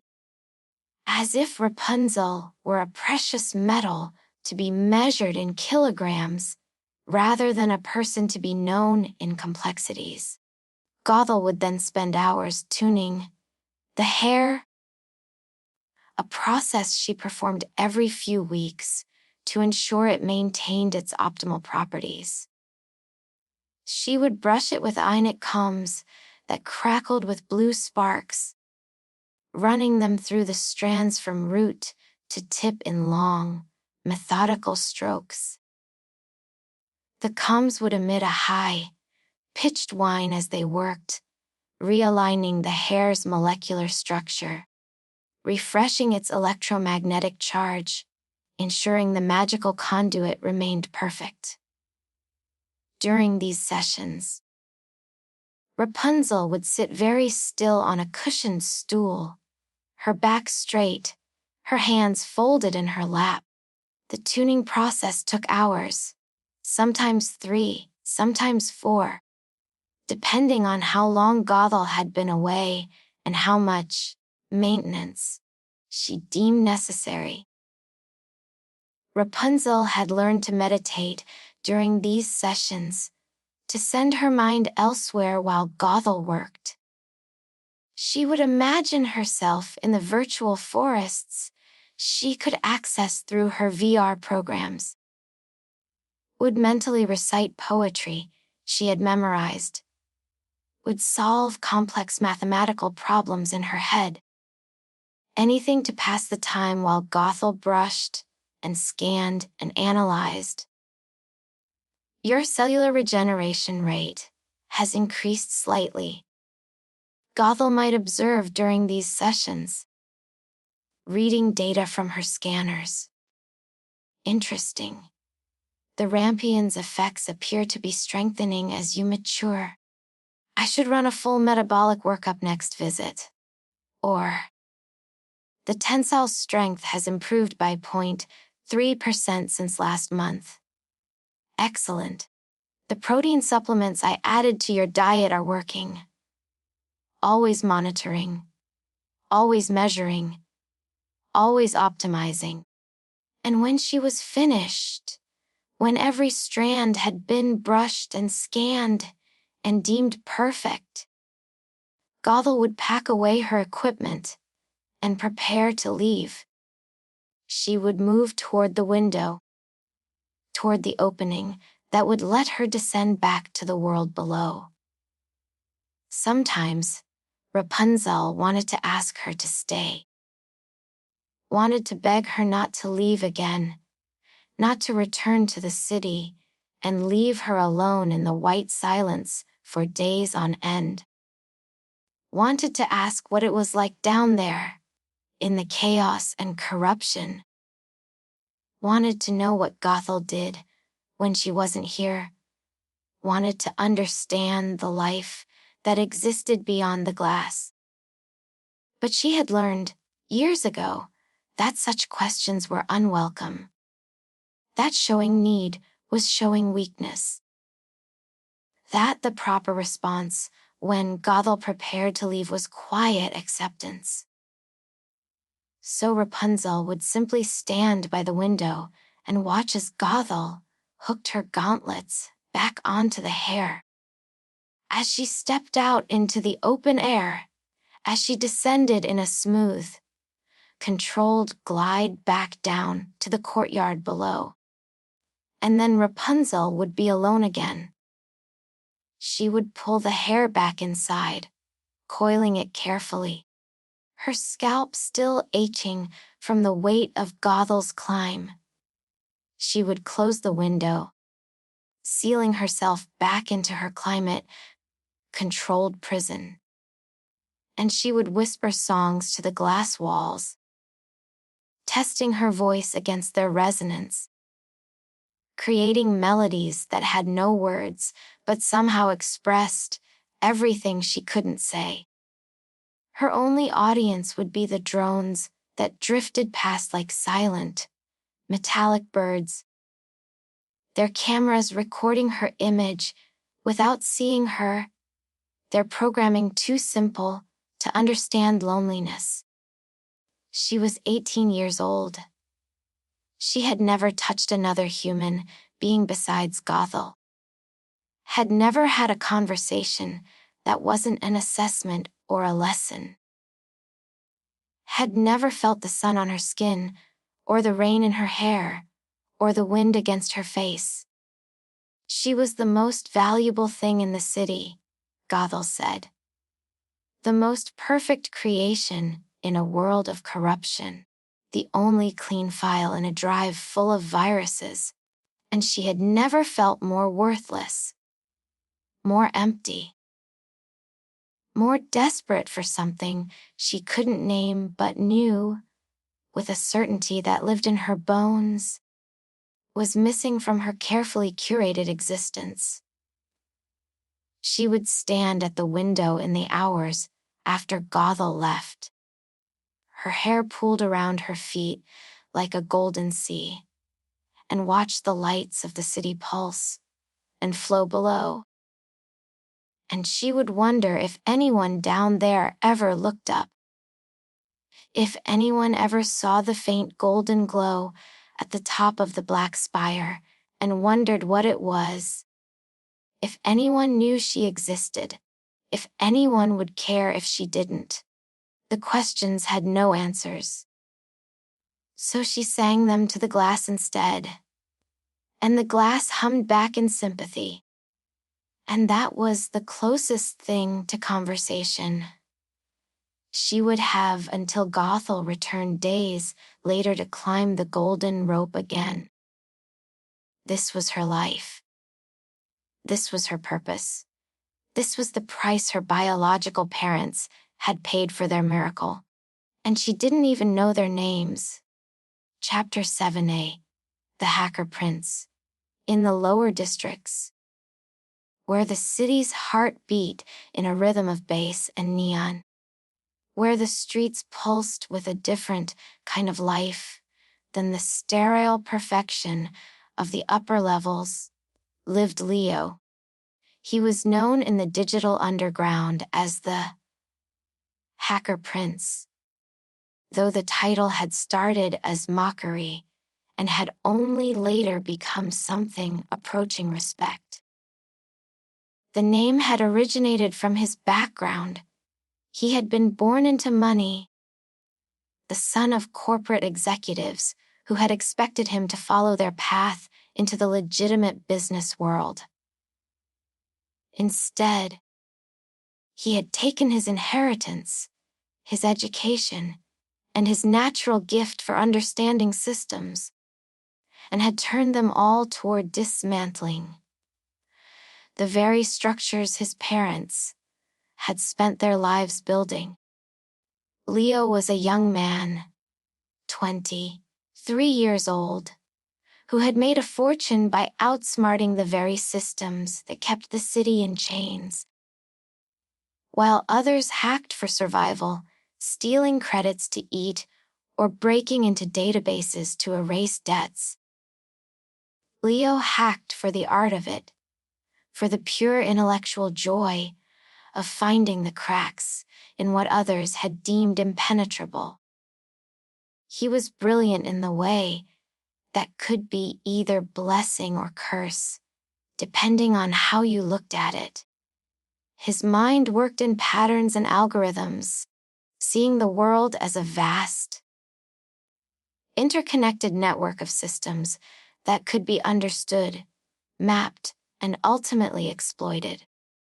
He had built his fortune by selling zero-day exploits to the highest bidder, by creating custom hacking tools for corporate espionage, by finding ways through security measures that shouldn't have been possible to bypass. But the money had never been the point.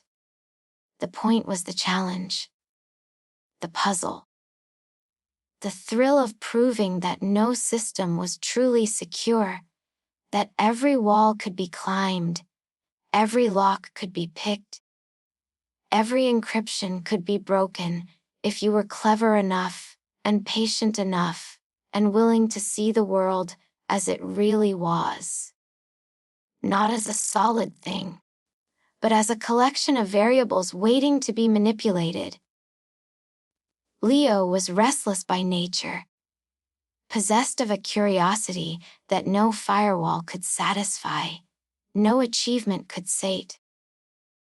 He had cracked the city's financial networks, had exposed corruption in 3 separate government agencies, had broken into corporate databases that were supposed to be quantum, encrypted, and therefore theoretically unbreachable. And he was bored. Profoundly, existentially bored.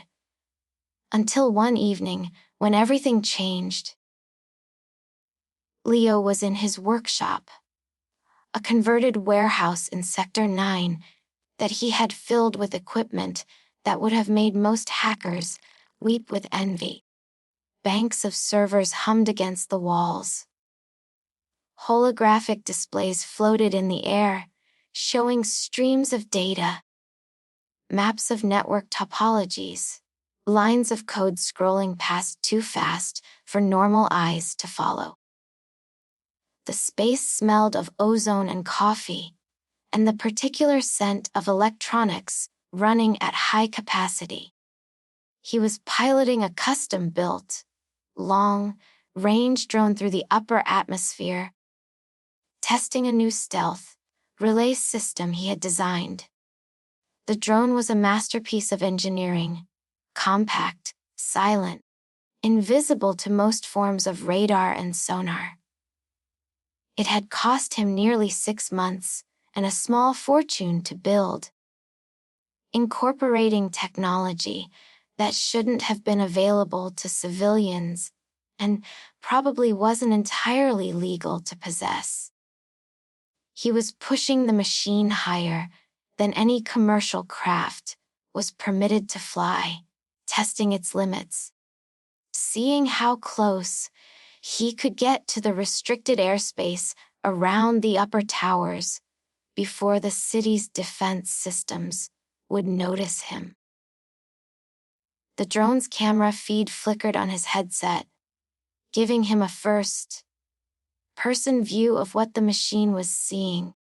He was above the smog layer now, in the clean air where the wealthy lived and breathed, and pretended the world below didn't exist.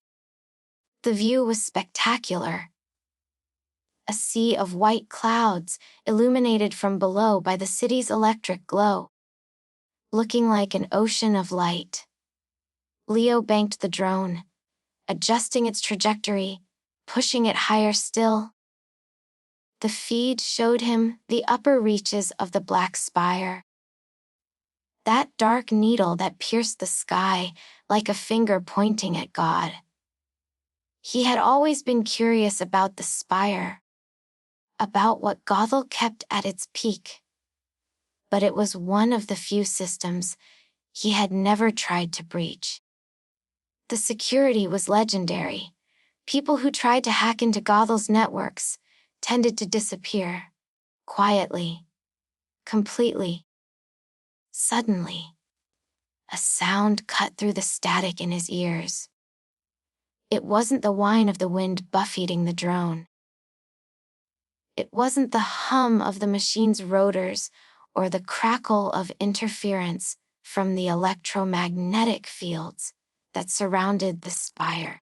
It was a voice. A girl was singing.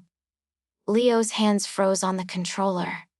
He stopped breathing, listening with an intensity that made everything else fade away.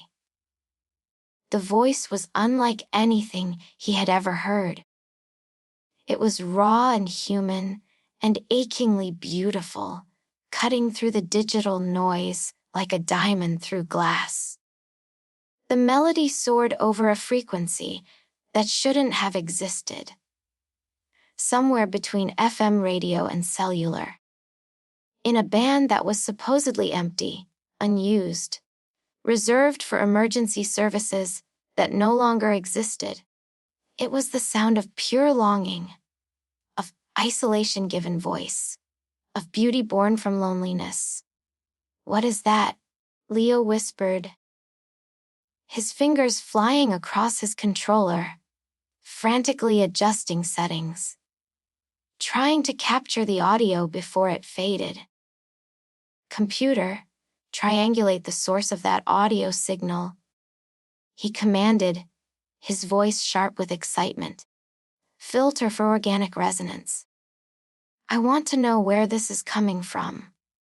The AI that ran his workshop systems responded in its smooth, gender-neutral voice, triangulating.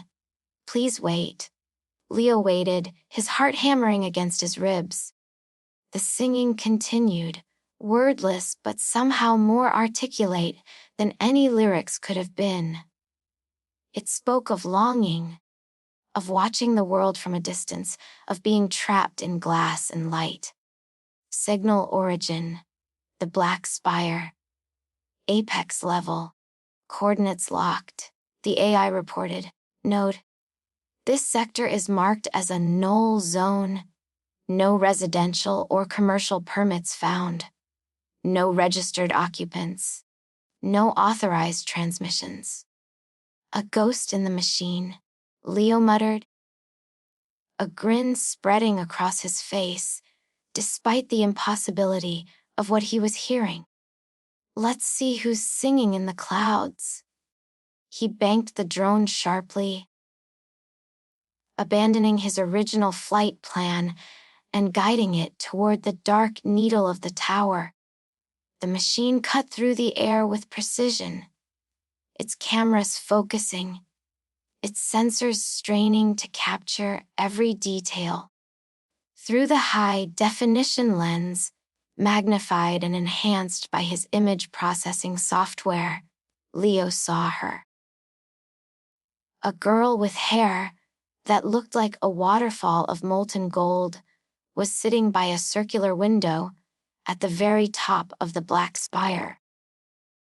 Her forehead was pressed against the glass, and even from this distance, even through the drone's camera, Leo could see the sadness in her posture, the weight of loneliness in the way she held herself. She looked like a portrait from a world that had existed before the metal and the smoke, before the pollution and the corporate warfare, and the slow death of beauty in the pursuit of efficiency. She looked like something that shouldn't exist in Oak Haven, like a flower blooming in toxic waste, like light surviving in darkness. Who are you? Leo wondered aloud, his voice barely a whisper. He watched as she sang, her lips moving in the formation of words he couldn't hear at this distance. Her hair catching the light in hypnotic patterns. The golden strands seemed to glow with their own internal luminescence, pulsing in rhythm with her song. Leo's analytical mind began to work, even as he stared in wonder. A girl in the black spire, in a location that officially didn't exist, singing on a frequency that shouldn't be in use, with hair that appeared to violate several laws of physics. This was a mystery, a puzzle. The most interesting thing he had encountered in years. And Leo had never been able to resist a mystery. Over the next few nights, Leo became obsessed. He returned to the base of the black spire again and again. Each time under the cover of a signal jammer that made him invisible to electronic surveillance. He would hide in the shadows of a nearby warehouse, its windows long since broken and its interior abandoned to squatters and rats. From there, he could watch the spire without being seen. He watched the patterns, the rhythms, the movements. He saw the mysterious woman in the liquid, metal coat arrive, each evening around the same time. She would appear from nowhere. One moment the courtyard was empty, the next she was there, as if she had materialized from the data stream itself. He tracked her heat signature with his thermal goggles and watched in disbelief as she called out to the sky in a voice that his audio equipment could barely capture. "Rapunzel, Rapunzel, let down your hair, so I may climb the golden stair."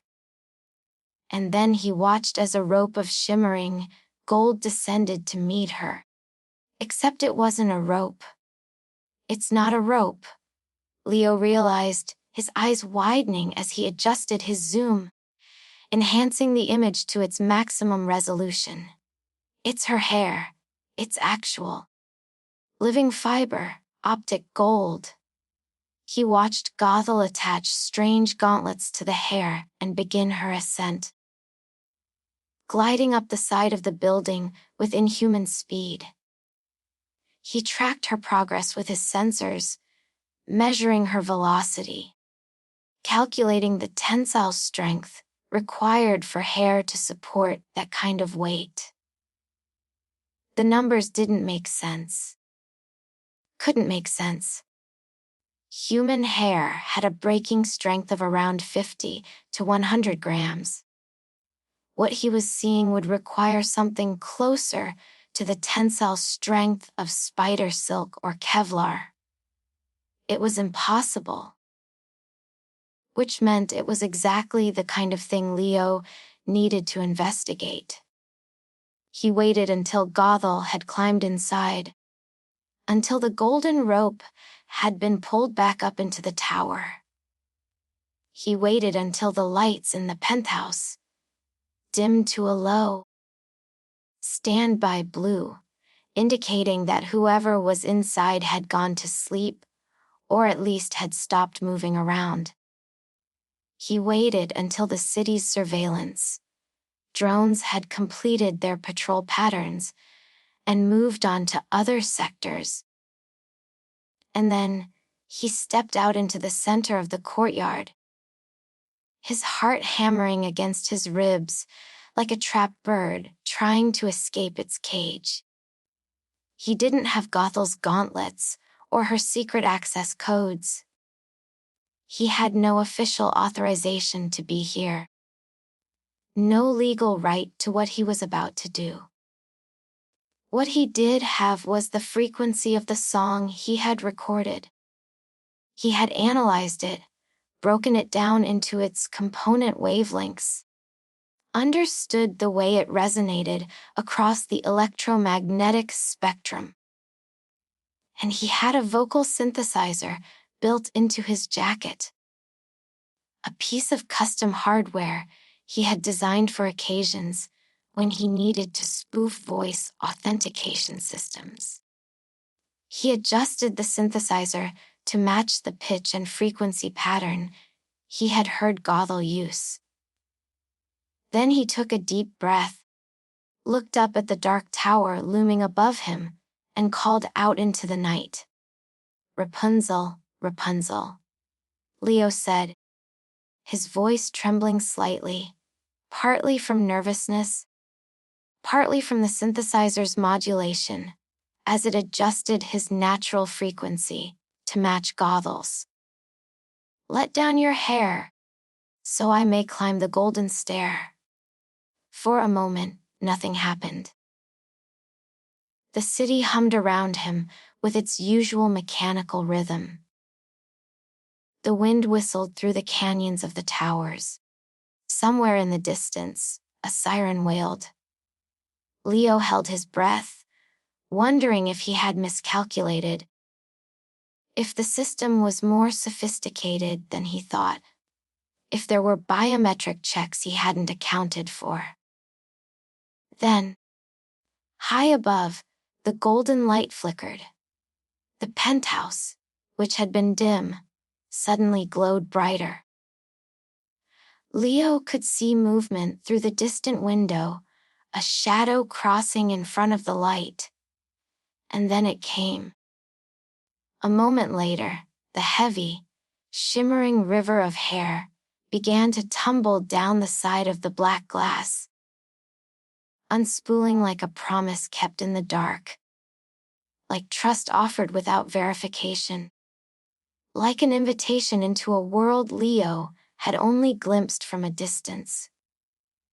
70 feet of living gold cascaded down to him, landing in a heap at his feet, with a soft sound like bells chiming. Leo reached out with a shaking hand and touched it. It was warm, alive. He could feel a faint pulse running through it, like a heartbeat, like electrical current, like something that existed in the space between organic and technological. Okay, he whispered to himself, wrapping his hands around the strands, feeling their surprising strength, their unusual texture. Okay, Leo, you wanted a mystery. You got one. Now climb. He had done urban climbing before, had scaled buildings for fun, for access, for the sheer thrill of it. But never 70 feet of vertical glass. Never on a rope made of human hair. Never toward something he couldn't fully explain or understand. He climbed anyway, hand over hand, using a technique he had learned from watching Gothel, distributing his weight as evenly as possible across multiple strands. The hair held firm, showing no sign of strain despite his 170 pounds pulling at it. As he climbed, he could feel it humming beneath his palms, could feel the electromagnetic pulse running through it, steady and rhythmic. Could feel the warmth of it, the life of it. It took him nearly 4 minutes, longer than Gothel's 3-minute ascent. But he didn't have her gauntlets, her technology, her familiarity with the system. When his hands finally reached the ledge of the window, when he pulled himself over the circular frame and tumbled into the room beyond, his lungs were burning with the thin air, and his arms were shaking with exhaustion. But he had made it. He was inside the black spire, inside the mystery, inside the impossible space that wasn't supposed to exist. And standing across the room, holding a heavy glass book in front of her like a shield, her eyes wide with a mixture of terror and wonder, was the girl with the golden hair. She was more beautiful in person than she had been through the drone's camera. More real. More impossibly, heartbreakingly human. And she was looking at him like he was the most terrifying and wonderful thing she had ever seen. "You're not Mother?" Rapunzel said, her voice a fragile whisper that somehow carried across the space between them. It was the same voice he had heard singing, but frightened now, uncertain. You're a bug. A glitch. Despite everything, the climb, the exhaustion, the surreal nature of what he was seeing, Leo let out a short, breathless laugh. "I've been called a lot of things," he said, unhooking his climbing gear from his harness with shaking hands. "But glitch is a new one. I'm Leo. I heard your song on the high band frequencies. I had to know if the voice belonged to a person or a ghost. It was the truth, but it was also inadequate.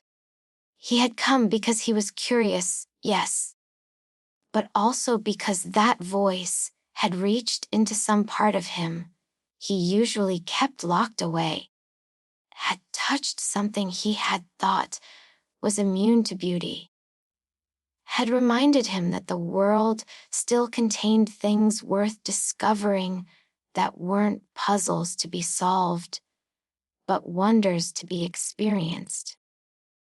He had come because loneliness recognized loneliness, even across the distance between the ground and the clouds.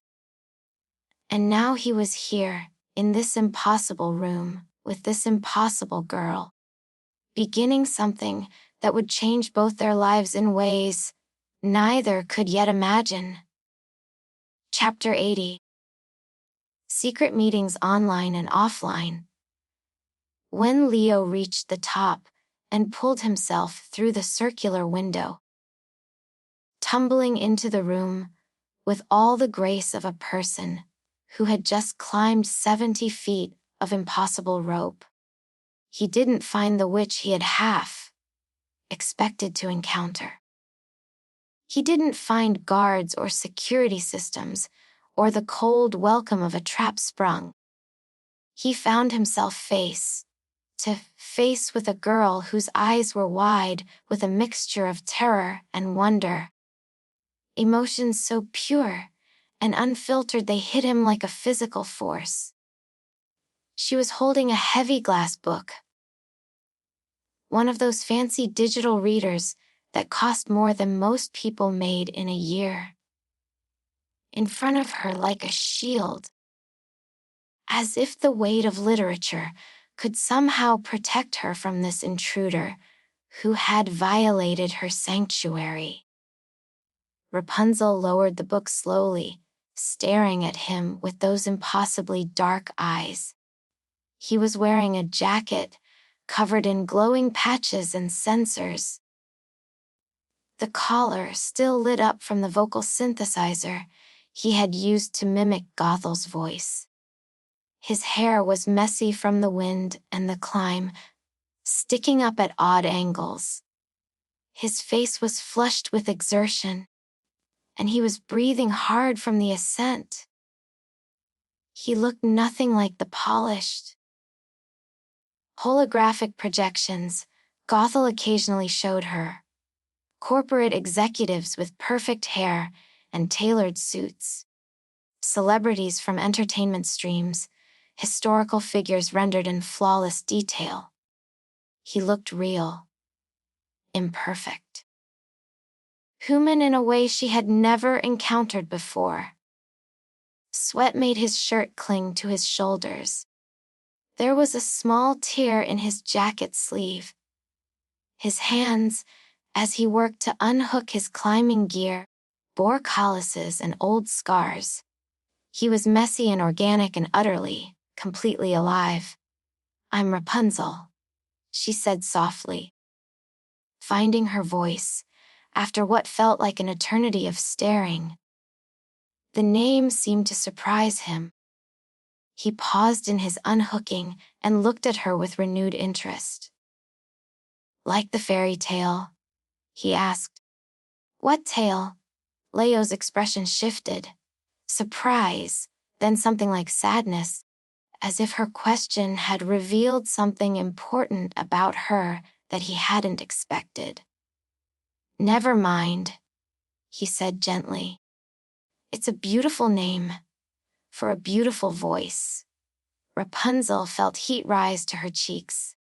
No one had ever called her voice beautiful before. Gothel had called it unique, interesting, valuable as a data point, but never beautiful. That first meeting lasted only 20 minutes before Rapunzel's sensors alerted her that Gothel was preparing to return from her business in the city. Leo had to leave in a rush, scrambling back out the window and descending the hair with significantly less grace than he had climbed it.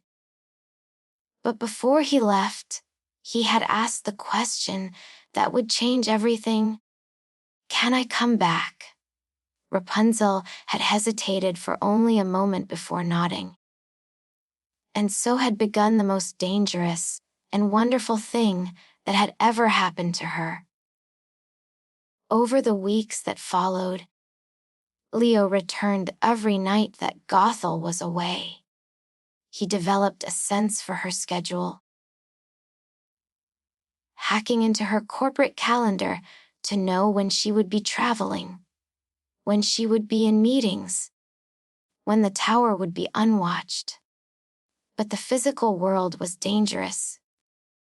Every visit carried risk. Gothel's surveillance systems were extensive, And while Leo was good at evading them, he wasn't perfect. Their time together was always limited, always rushed, always shadowed by the fear of discovery. So Leo, being Leo, found a solution. On a rainy Tuesday, one of those evenings when the pollution hung so thick in the air, it turned the rain acidic and yellow. Leo smuggled a pair of high and augmented reality lenses into the tower. They were top-of-the-line, military, grade hardware that he had acquired through channels he wouldn't specify when Rapunzel asked. "Put them on," he told her, his eyes bright with excitement at the gift he was offering. Rapunzel held the lenses carefully, examining them. They were impossibly thin, almost invisible. Like contact lenses but slightly larger. They glimmered with an iridescent quality that suggested layers of circuitry too small to see. "They won't hurt you," Leo assured her. "They're perfectly safe. Better than the VR system Gothel has installed here. These are special." With trembling fingers, Rapunzel slid the lenses over her eyes. For a moment, nothing happened. She blinked, adjusting to the slight pressure. The unfamiliar sensation of something touching her corneas.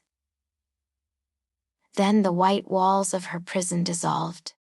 Rapunzel gasped as the sterile apartment vanished, replaced by something she had only seen in her educational programs and VR simulations. She was standing in a forest. Not a simulation. Or if it was a simulation, it was so perfect, so complete, that her brain couldn't tell the difference. A real forest, with green leaves that rustled in a breeze she could feel against her skin.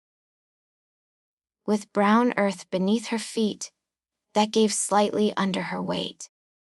With a sun that felt warm on her face. Not the artificial warmth of climate control, but real heat. Real light that dappled through the canopy above. She turned in a slow circle, wonder rendering her speechless. Trees surrounded her, their trunks thick and rough with bark. Flowers grew in patches of sunlight, blue and purple and red and yellow. Colors she had seen, but never experienced in their proper context. Growing from soil instead of synthesized in laboratories. "It's beautiful," she breathed, reaching out to touch a leaf. Her fingers passed through it. It was still virtual, still code. But the haptic feedback in the lenses created the sensation of texture, of coolness, of life. Leo's avatar appeared beside her. Looking exactly like he did in person, but without the sweat and exhaustion of the physical climb. He wore the same jacket, the same crooked smile. "We can meet here whenever Gothel is monitoring the physical sensors," Leo explained, gesturing around at the forest he had created.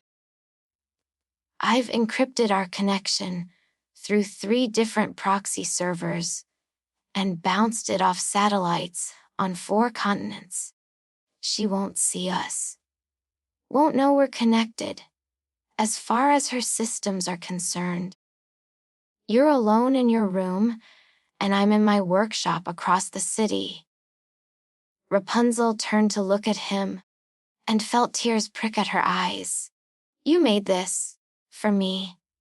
I made this for us," Leo corrected gently. "So we could have somewhere to be together. Somewhere safe." And so they began to meet in the digital forest. In the AR space that existed somewhere between reality and imagination, between physical and virtual. In this magical space, free from the constraints of the physical world, free from the threat of Gothel's immediate discovery, they fell in love. It happened gradually, like water wearing away stone, like code compiling line by line into something greater than the sum of its parts. They would walk through virtual galleries of ancient art that Leo downloaded from museum databases. Rapunzel had studied art history in her educational programs, had memorized the names and dates and movements. But she had never walked through a gallery, had never experienced the way paintings looked when hung on walls instead of displayed on screens. Leo showed her the Sistine Chapel, rendered in perfect detail from laser scans. Showed her the Louvre, the British Museum, the Metropolitan Museum of Art. They walked through corridors of human creativity, and Rapunzel felt something opening inside her. A hunger for beauty, for human expression, for the messy, imperfect creations of people who had lived and died and left something behind. They sat by digital oceans, their avatars side by side on beaches made of code and memory. Leo had compiled the ocean from hundreds of sources: videos, sonar mapping, environmental data, to create something that felt real, even though it existed only in their minds. Rapunzel had never seen the ocean, had never heard waves crashing against shore. The sound of it made her cry the first time. The endless rhythm of water and stone, of something vast and old and utterly indifferent to human concerns. "It's so big," she whispered, watching the virtual waves roll in and out. I knew it was big. I learned the statistics, the measurements. But knowing and seeing are different things. Everything is different when you experience it. Leo agreed. Data and reality are not the same thing. He showed her recordings of the city below that he had taken with his drones. Not the official promotional footage that Gothel's corporate networks broadcast, but the real city, with its street food vendors, and its musicians, and its messy, vibrant life. He showed her the night markets, where people sold everything from stolen electronics to home cooked meals. Showed her the underground music scenes, where bands played in abandoned warehouses, their sound raw and unpolished, and alive with genuine emotion. Showed her the graffiti artists who turned the gray concrete walls into explosions of color and meaning, creating beauty in the spaces where beauty wasn't supposed to exist. "It's beautiful," Rapunzel said, watching a recording of a street performer juggling balls of light while a small crowd cheered. "Why does Mother say it's a virus?" Leo was quiet for a moment before answering. When he spoke, his voice was thoughtful, careful. "Because she can't control it," he said, his digital hand reaching for hers. When their fingers touched, the haptic feedback created the sensation of warmth, of connection, of skin against skin. In here and out there, people are free to be broken. They're free to fail and struggle, and make mistakes, and create things that are imperfect. Gothel only wants things that stay in their code. Things that behave predictably. Things that can be optimized and controlled. Like me," Rapunzel said quietly. "Like she wants you to be," Leo corrected. "But you're not code, Rapunzel. You're human, and humans are supposed to be messy and chaotic and free. They talked for hours on those virtual beaches, in those digital forests, in the AR spaces Leo created for them. They talked about everything. About Leo's life in the lower sectors, about his work as a hacker, about the systems he had broken, and the secrets he had uncovered. Rapunzel told him about her life in the tower, about the isolation and the lessons and the endless surveillance, about Gothel's visits, and the tuning sessions and the weight of being valued only for her hair, for her uniqueness, for her function rather than herself. Do you hate her? Leo asked one evening as they sat in a virtual recreation of a garden from ancient Persia, surrounded by fountains and flowering trees. I don't know, Rapunzel answered honestly. She's the only mother I've ever known. She feeds me, educates me, keeps me safe. But she also keeps me prisoner. Can you hate someone who is simultaneously your captor and your caretaker? Yes, Leo said simply. You can feel 1,000 contradictory things about the same person. That's what being human means. They talked about philosophy, about ethics, about the nature of freedom and control. Leo brought her books.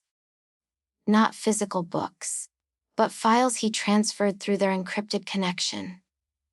Fiction poetry, political theory, works that Gothel's curated educational programs had never included.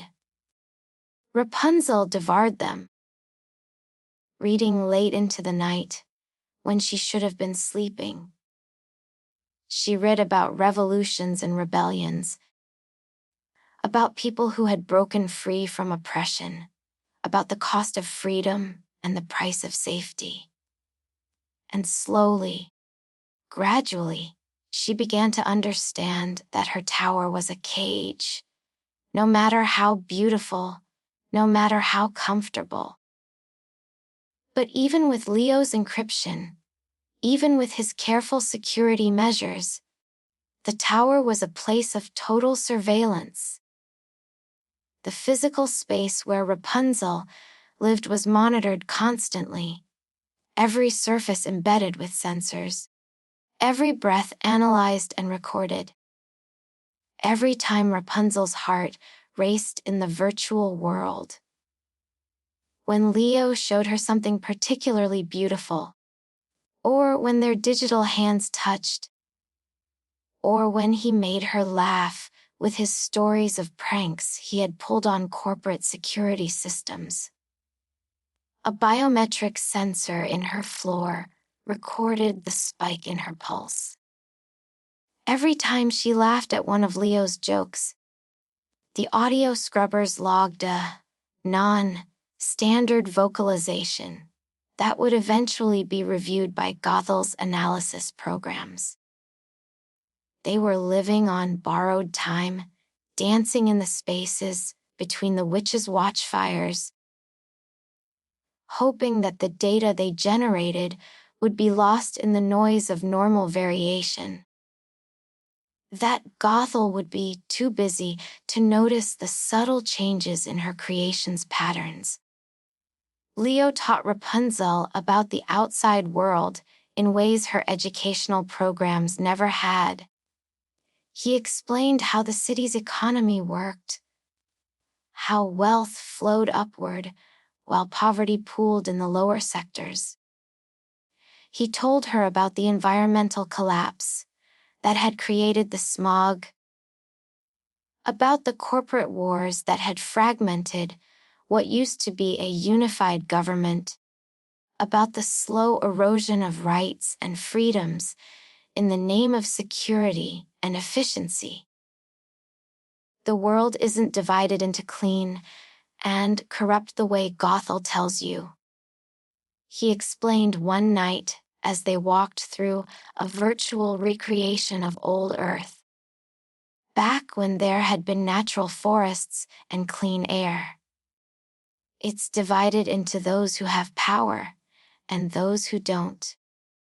Gothel keeps you in that tower because you represent power. Your hair, your uniqueness, whatever genetic modifications she put into you. You're not being protected from the world. You're being hoarded like a treasure. The words resonated with something Rapunzel had felt but never articulated. She wasn't a person to Gothel. She was property. Valuable, yes.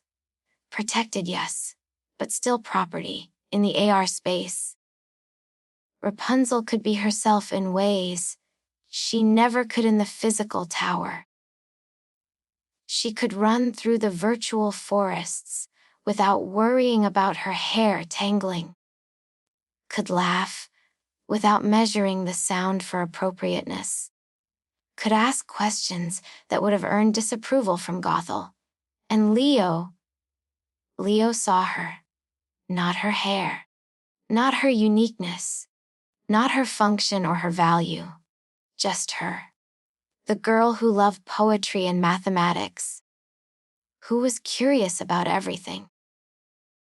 Who had never tasted real food or felt real rain, but who hungered for those experiences with an intensity that sometimes frightened her. If you could do anything, Leo asked her one night as they sat on a virtual mountaintop watching a sunset he had compiled from thousands of photographs. If you could go anywhere, be anyone, what would you choose? Rapunzel was quiet for a long time, watching the digital sun sink below the digital horizon, painting the virtual sky in shades of orange and purple and red. I would choose to be ordinary, she finally said. Not unique, not special, not the only clean file in a corrupted drive. I would choose to be one person among billions, free to make mistakes and fail, and be imperfect. I would choose to be forgettable. She turned to look at his avatar, at the face she had come to know better than her own. I would choose to be free, she said. Even if freedom meant being poor. Even if it meant breathing polluted air. Even if it meant struggling to survive. At least then my life would be mine. Leo reached out and took her hand. And even though it was virtual, even though it was code and haptic feedback and electromagnetic impulses, it felt real. It felt like connection, like understanding, like love. Then we'll find a way, he said. I don't know how yet, but we'll find a way to make that choice real. It was a promise he had no right to make, no ability to keep. Gothel was too powerful, too well connected, too far beyond their ability to oppose. Rapunzel was too thoroughly monitored, too valuable to simply let go, too integral to whatever plans Gothel had for her. But in that moment, in that virtual space between reality and dream, they both believed it. They believed that love could overcome surveillance. That cleverness could overcome power. That two people who had found each other against all odds could find a way to be together in the real world. Not just in the digital spaces they carved out between the watchfires. They were wrong. But they didn't know that yet.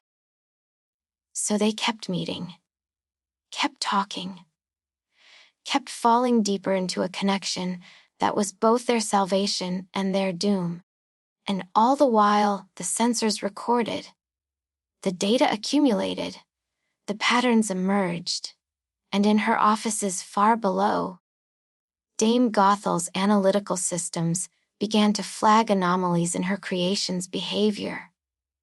Small things at first, easily dismissed, but growing, compounding, building toward a threshold that would trigger investigation. The lovers didn't know it, but their time was running out.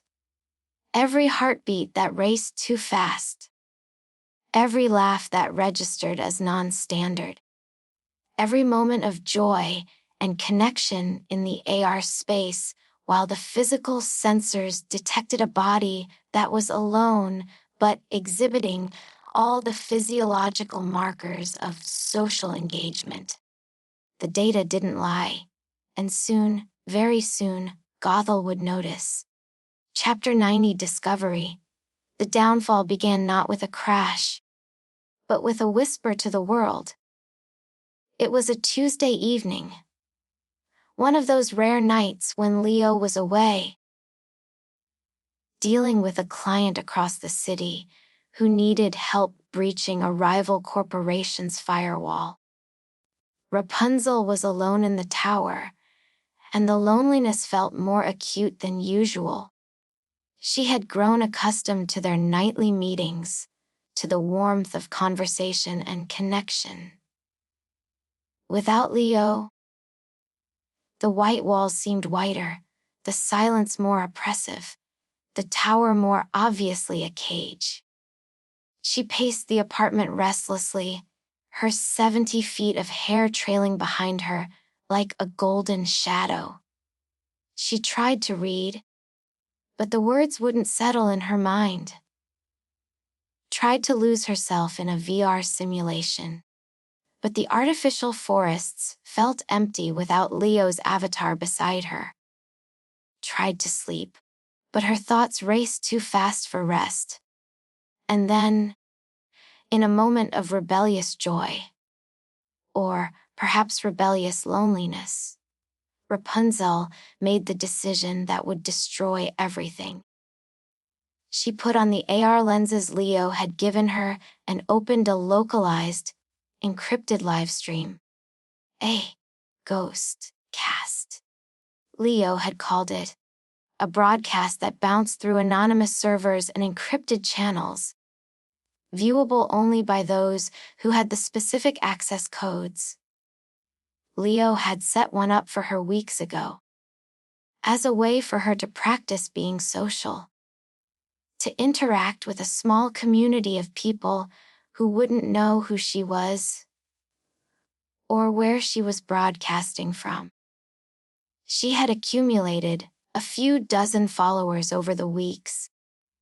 People who liked her voice when she sang. People who were intrigued by the mysterious girl who never showed her face. Who broadcast from a location that couldn't be traced. They thought she was some kind of underground artist, perhaps. Or a hacker like Leo, hiding her identity for protection. They didn't know she was a prisoner in a tower, a creation being kept in a cage. Tonight, Rapunzel wanted to share something beautiful with them. She wanted to show them the digital flowers Leo had coded for her. A garden of impossible blooms that existed only in AR space. Each one programmed with unique behaviors, growing and blooming and dancing in response to sound and movement.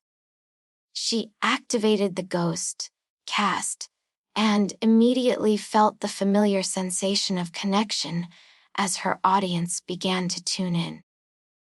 23 people tonight. 23 strangers who had chosen to spend their evening listening to her. Look at them, Rapunzel whispered to the camera. Not a physical camera, but the visual feed from her AR lenses that the ghost cast software captured and transmitted. Her face glowed with the light of the virtual sun that Leo had programmed into the garden space. Leo says the real ones smell like honey and rain. He says that out there. The world doesn't have to be perfect to be beautiful. She reached out to touch a flower, a rose the size of her head that pulsed with bioluminescent light, its petals unfolding and refolding in response to her proximity. The haptic feedback made it feel real, made her fingers tingle with the sensation of velvet, soft petals. In her excitement, in her joy at sharing this beauty with others, Rapunzel began to hum.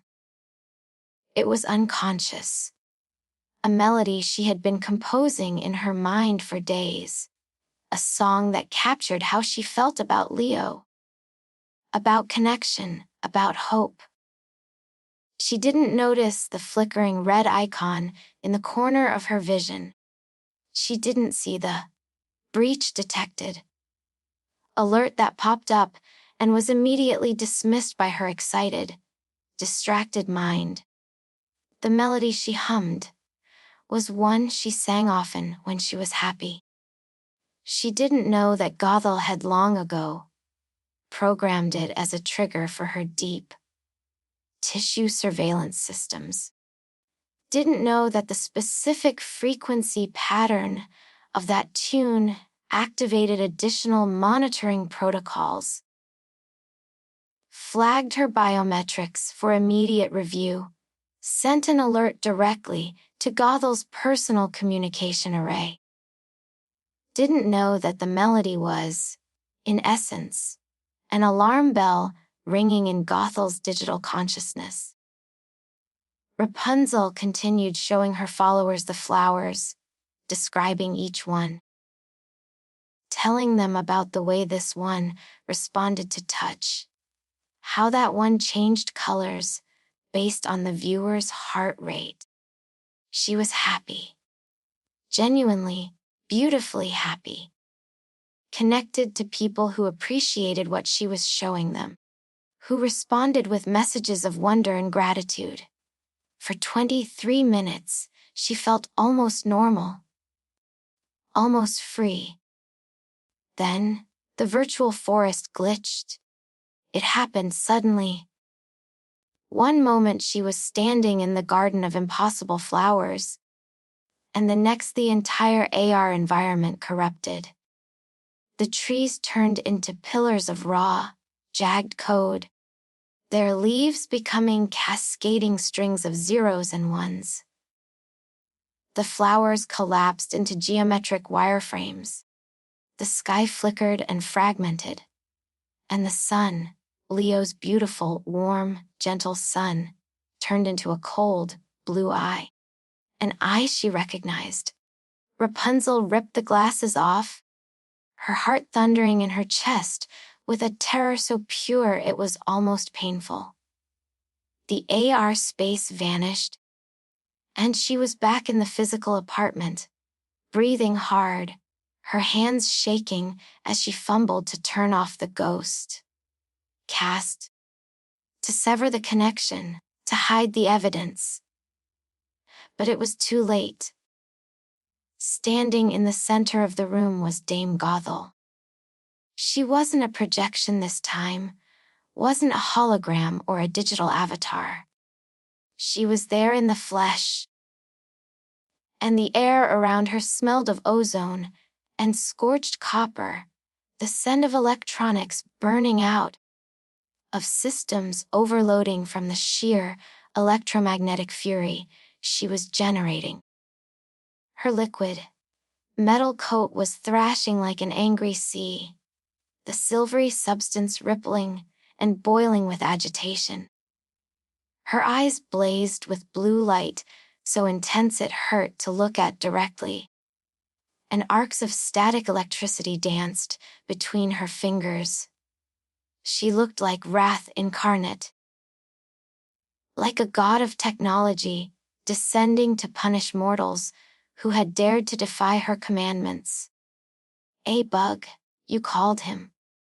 Gothel's voice was a terrifying roar of static and rage, layered and distorted until it barely sounded human anymore. It was the voice of 1,000 angry machines, of corrupted systems screaming their malfunction. A glitch in my system. Rapunzel backed toward the window, her eyes wide with terror. She had seen Gothel angry before, had witnessed her cold displeasure when lessons weren't learned quickly enough, had felt the sharp edge of her disappointment when biometric readings weren't optimal. But she had never seen this. This wasn't anger. This was fury on a scale that transcended human emotion, that bordered on the apocalyptic. "Mother, please," Rapunzel cried, her voice cracking with fear. "It's not what you think." "I think I have spent 18 years scrubbing your soul clean of the filth of this city," Gothel hissed, advancing on her with steps that made the floor vibrate, that sent ripples through the electromagnetic fields that permeated the tower. 18 years of careful cultivation, of precise programming, of protecting you from every virus, every corruption, every imperfection that defines the diseased world below. She moved faster than Rapunzel's eyes could track, suddenly appearing directly in front of her, her hand shooting out to grab the AR lenses that Rapunzel still clutched in her trembling fingers. Gothel held them up, examining them with eyes that blazed brighter as she interfaced directly with the devices, pulling their data, reading their logs, seeing everything. "Only for you to open a backdoor to a common hacker," she continued, her voice dropping to a whisper that was somehow more terrible than the roar. "You have corrupted the most expensive code I ever wrote. You have infected yourself with exactly the chaos I've spent nearly 2 decades protecting you from." "He's not a virus!" Rapunzel shouted, finding courage in her terror, in her desperate need to defend Leo. Even though he wasn't here to defend himself. "He's a person. He's shown me kindness and connection and things that are real, not just optimized. Real." Gothel's laugh was like breaking glass, like systems crashing. "What is real, Rapunzel? The simulations he showed you. The virtual forests and digital oceans. That's not real. That's code. That's data. That's the same thing I've given you, just wrapped in prettier packaging and flavored with manipulation." She crushed the AR lenses in her hand. They shattered into fragments that sparked and died, their delicate circuitry destroyed beyond repair. "The difference is that I manipulate you for your own protection," Gothel said. "He manipulates you for his entertainment, for the thrill of breaching my systems. You think you're special to him. You're a prize, Rapunzel, a trophy he can brag about. I hacked the unhackable tower. I stole the unstealable girl. That's all you are to him." "That's not true," Rapunzel said, but her voice wavered. A seed of doubt had been planted, and Gothel, who knew exactly how to cultivate such seeds, saw it take root. "Isn't it? Did he tell you he loved you? Did he make promises about freeing you?" Classic manipulation tactics. I've seen them in corporate espionage 1,000 times. Find the lonely target. Tell them what they want to hear. Gain their trust. Exploit their vulnerability. Gothel's eyes dimmed slightly, and when she spoke again, her voice had lost some of its fury, taking on a tone that was almost gentle, almost sad. I'm disappointed, Rapunzel. I expected better analysis from you. You're smarter than this. I've made sure of that. The disappointment was worse than the rage. Rapunzel felt tears burning in her eyes, felt something breaking inside her chest. Whether it was her heart, or her spirit, or the last remnants of her faith, that anything in her life could be beautiful, she couldn't tell. I just wanted, she started, but couldn't finish. Couldn't articulate the hunger she felt for connection, for touch, for a life beyond these walls. I know what you wanted, Gothel said, and now her voice was soft, almost kind. The tone of a mother comforting a child who has done something foolish. You wanted freedom. You wanted to feel normal. You wanted to be like everyone else. She cupped Rapunzel's face in her hands, and Rapunzel could feel the electromagnetic pulse running through Gothel's skin.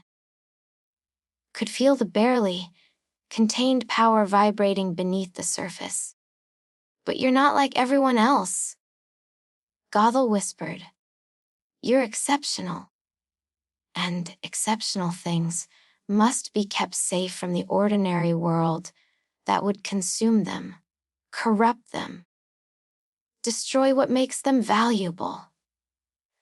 In a flash of movement too fast for the human eye to track, Gothel produced a pair of laser shears from within the folds of her liquid metal gown. They materialized as if from nowhere, their blades humming with a deadly, white, hot light that cast sharp shadows across the white walls. The shears were a marvel of technology. Molecular, edge blades that could cut through nearly anything. Powered by contained plasma that glowed with an almost painful brightness. Rapunzel saw them and understood immediately what was about to happen. No, she shrieked, raising her hands in a futile gesture of protection. Please, no, not the hair. But it was too late. Gothel moved with surgical precision, with the efficiency of a machine executing a programmed routine. With a series of sharp, searing pops, the sound of plasma cutting through biological matter, of molecular bonds being severed. She hacked through the golden river of hair. Rapunzel felt each cut like a wound in her spirit. The hair wasn't just hair, it was part of her. Connected to her in ways that went beyond the physical. Each strand carried her life force, her electromagnetic signature, her very essence encoded in its structure. When the shears cut through it, she felt a void open inside her. An emptiness. A disconnection from something fundamental. The hair fell to the floor in heavy, lifeless coils, severed from her scalp, severed from her body's electromagnetic field. It immediately began to change. The amber glow that had pulsed with her heartbeat faded to a dull, metallic gray. The strands that had been warm and alive became cold and inert. The magic that had made it extraordinary drained away like water from a broken vessel. What remained on the floor looked like wire, like dead fiber, like the shed skin of something that had once been miraculous, but was now only a husk. Rapunzel collapsed to her knees, her hands going to her head, feeling the short, jagged ends where 70 feet of hair had been moments before. Her scalp felt light, exposed. Wrong, she began to cry, not quiet tears, but deep, wrenching sobs that shook her entire body. Gothel stood over her, holding the laser shears, her expression unreadable. "You want to see the world, Rapunzel?" she asked, her voice cold again, clinical. The brief moment of gentleness completely gone. "You want to know what lies beyond the firewall? Then I will send you to a place where there is no signal, no data, and no one to hear you scream."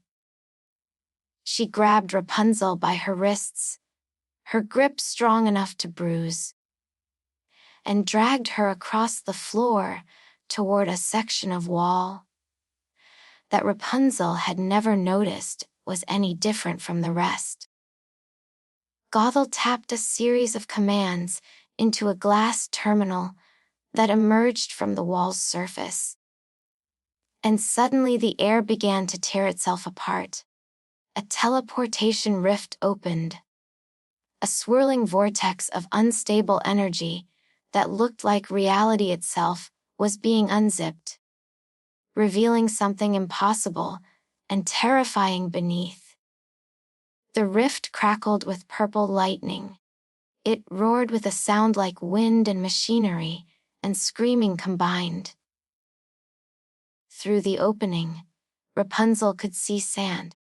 White sand and blue sky and nothing else. An emptiness so vast and featureless, it seemed like the opposite of everything she had ever known. "Wait! What about Leo?" Rapunzel begged, her voice disappearing into the roar of the rift, her words swallowed by the impossible sound. "Please! Don't hurt him! This was my fault, not his." Gothel's smile was sharp and cold as broken ice. "He is a virus," she said, her blue eyes cold and pitiless, her face the face of something that had forgotten how to feel human compassion. "And I am the antivirus. I will delete him from my system. I will scrub him from your memory. And you will thank me for it, eventually. When you've had time to reflect. When you've understood the lesson I'm teaching you." With a brutal shove, Gothel cast Rapunzel into the rift. The girl was gone in an instant, swallowed by the swirling vortex. Transported to a remote, sun-scorched desert island thousands of miles from the city. A place that existed on no maps, that appeared in no databases, that Gothel maintained specifically for occasions. When something valuable needed to be stored, somewhere completely isolated from the world. The rift closed with a sound like thunder, sealing itself, leaving no trace of its existence. The wall returned to its smooth, white perfection. Gothel stood alone in the silent apartment. The severed coils of Rapunzel's hair lying at her feet, like the shed skin of a golden serpent. She looked down at them without emotion, then activated her communication systems.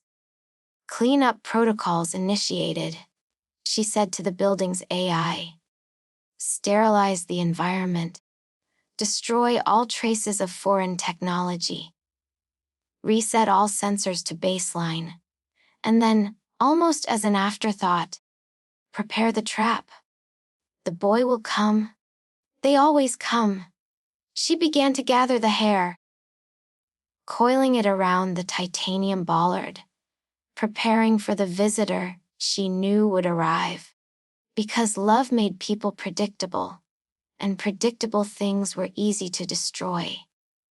Chapter Hunne. The trap Gothel stood alone in the silent, glass apartment, surrounded by the evidence of her fury. The severed coils of Rapunzel's hair lay at her feet like the shed skin of a golden serpent. Still faintly warm from the body they had been part of minutes before. The strands had lost their luminescence. Their magic drained away, the moment they were separated from their source. What remained looked like expensive wire, like metallic fiber, like something that had once been alive, but was now merely material. Her eyes flickered with a cold, predatory light as she ran calculations, analyzing probabilities, predicting outcomes. She knew the boy would come. Logic dictated it. Human behavior, despite its reputation for unpredictability, followed patterns that were remarkably consistent once you understood the underlying variables. And love was the most predictable variable of all. A virus always returns to the point of infection. A hacker always comes back to check on his greatest exploit. And a young man who thought himself clever, who thought himself in love, would always try to rescue the girl. Gothel had seen it 1,000 times in her long life. In the decades since she had merged her consciousness with the city's systems and transcended the limitations of purely biological existence. Humans were creatures of emotion, and emotions made them stupid, made them sacrifice logic for sentiment, safety for connection, survival for the illusion of love. It made them easy to manipulate, easy to trap, easy to destroy. She gathered the heavy, dull strands of hair in her pale hands. Even without its magic, it was still remarkably strong. The Rampion's genetic modifications had ensured that much. The hair would serve its purpose one final time. Gothel wound the strands around the titanium bollard by the window, coiling them with precise, methodical movements. She draped the rest of the length over the ledge, letting it drop into the darkness of the city below, the lifeless gold catching the neon light and reflecting it dully.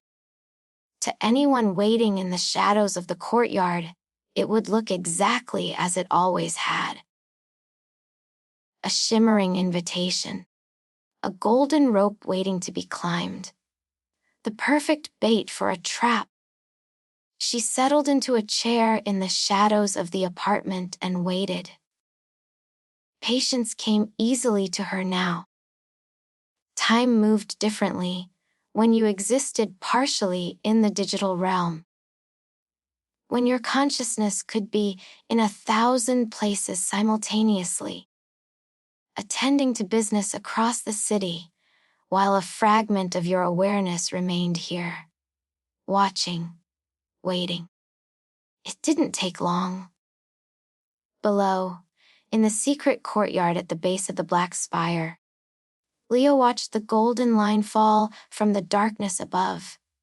His heart, which usually operated according to the cold logic of code and caution, was racing with an irrational, human hope that overrode every warning his analytical mind was trying to send. He had been in his workshop when the alert had come through. A notification from one of his monitoring programs that Rapunzel's biosignatures had spiked dramatically. Heart rate elevated to dangerous levels. Cortisol flooding her system. All the markers of extreme stress or terror. And then, 23 minutes later, nothing. Complete silence. Her biometric readings had simply stopped transmitting through the encrypted back channel he had established to monitor her safety. Leo had tried to contact her through their secure communication protocols, had pinged her AR lenses, had attempted to establish a connection through every avenue they had set up. Nothing. Complete darkness. As if she had simply ceased to exist. The silence from her end of the encrypted link had felt like an omen, like a premonition of disaster. And Leo, despite all his cleverness, despite all his experience with security systems and corporate betrayals, had allowed panic to override his judgment. He had grabbed his climbing gear and run through the streets toward the Black Spire, his mind racing with terrible possibilities. Had Gothel discovered them? Had something happened to Rapunzel? Was she hurt? Was she in danger? He had to know. Had to see her. Had to make sure she was all right. Now, standing in the courtyard, looking up at the golden rope that hung from the impossible height above, Leo felt a whisper of doubt. Something was wrong. The hair looked different, duller, less alive, and Rapunzel hadn't responded to his signal. Hadn't acknowledged his presence, hadn't sent any kind of confirmation that it was safe to climb. But what if she couldn't? What if Gothel had done something to her? What if she needed him, and he stood here questioning, analyzing, hesitating?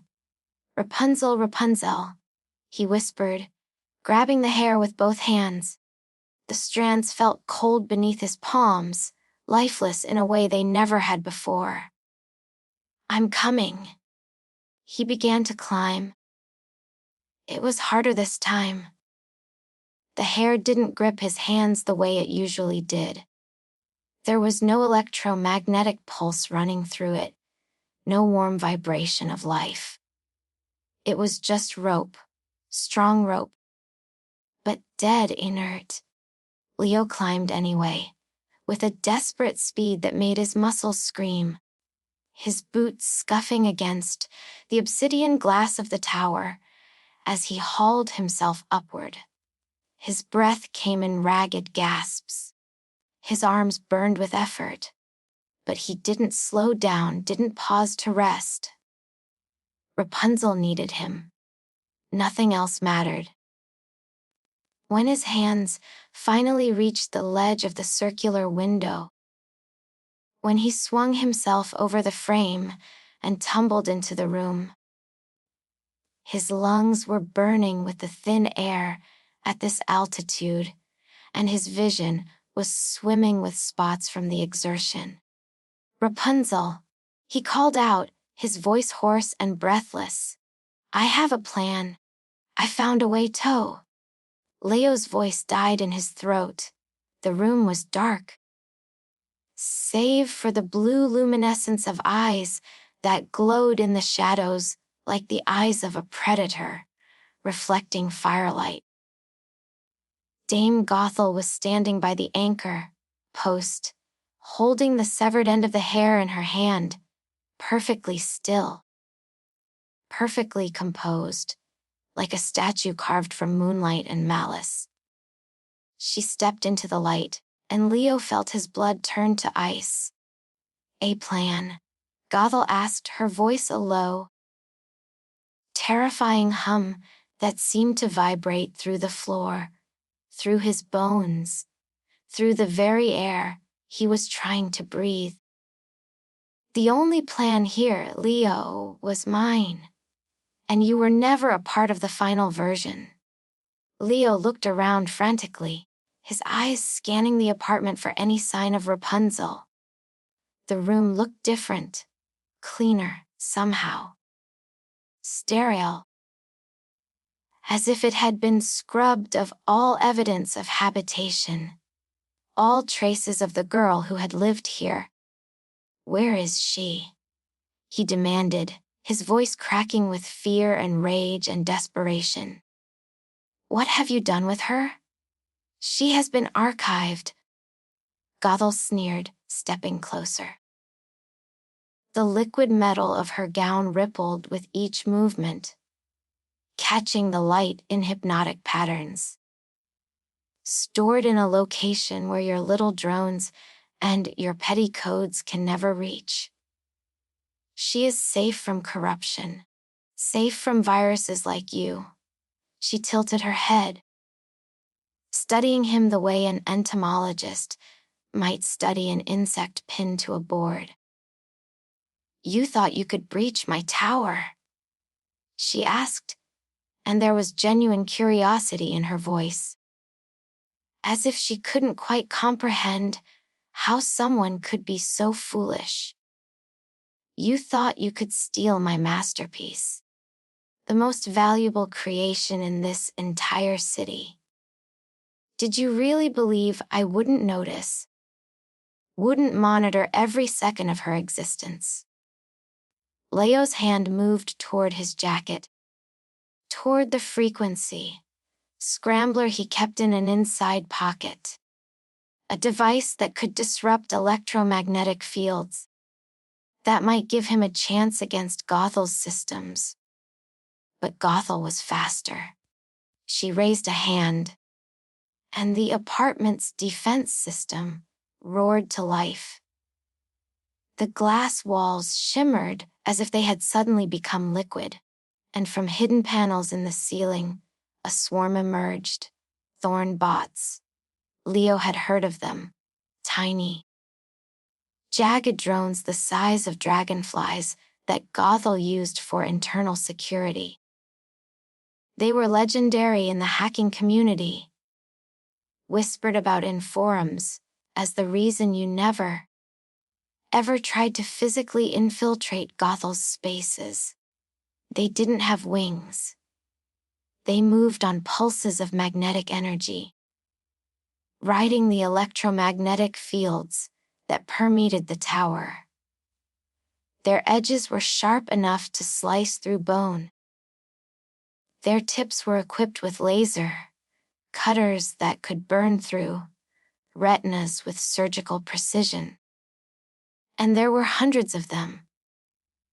The swarm filled the air like a cloud of mechanical hornets, their movements coordinated by Gothel's consciousness, each one an extension of her will made manifest in steel and hatred.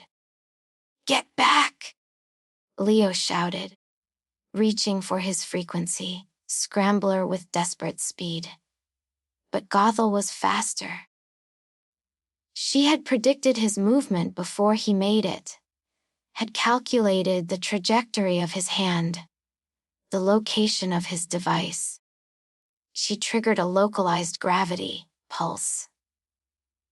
A burst of electromagnetic force that didn't affect her, but hit Leo like an invisible wall. He stumbled backward toward the open window, his feet losing contact with the floor. His body suddenly subject to forces he couldn't see or understand. As he fell, the swarm of thorn bots lunged. They moved with horrifying precision, their programming flawless. Their targeting systems locked onto the areas Gothel had designated. They didn't aim for his heart, didn't go for a quick kill. That would have been too merciful, too clean. They aimed for his eyes. The tiny drones swarmed his face, their laser cutters flashing in a strobe of blinding light. Leo felt the first one make contact. A burning, searing pain that shot through his optical nerve like lightning through a wire. He screamed, raising his hands to protect his face, but the thorn bots were too small, too many too fast. One after another, precise, surgical, destroying the optic nerves with the kind of accuracy that only AI guided systems could achieve. The world, the neon city visible through the window, the golden hair coiled on the floor, Gothel's cold face, watching his torment with clinical interest, dissolved into a searing, white, hot blur, and then into total, hollow darkness. Leo's scream of agony echoed off the glass walls, a sound of such pure suffering that it almost sounded inhuman. He clutched at his face, feeling the wetness of blood and tears mixing on his cheeks, feeling the ruins of what had been his eyes just moments before. The darkness was absolute, complete. Not the darkness of a room with no light, but the darkness of a system that had been permanently shut down, of hardware that had been destroyed beyond repair. He had been blinded. The gravity pulse released him, and Leo felt himself tumbling backward, felt the air rush past him as he fell from the ledge. He was falling from the tower, falling 70 feet. No, more than that, far more than that. He was at the top of the black spire, thousands of feet above the city streets. This was death. This was the end. He had failed Rapunzel, had walked into an obvious trap, had let love make him stupid. But he didn't fall all the way to the streets. The tower's automated safety nets, meant for maintenance drones, for equipment that might fall during repairs, caught his broken body halfway down. The nets were made of smart fiber that responded to weight and velocity, creating a cushion that absorbed impact while preventing escape.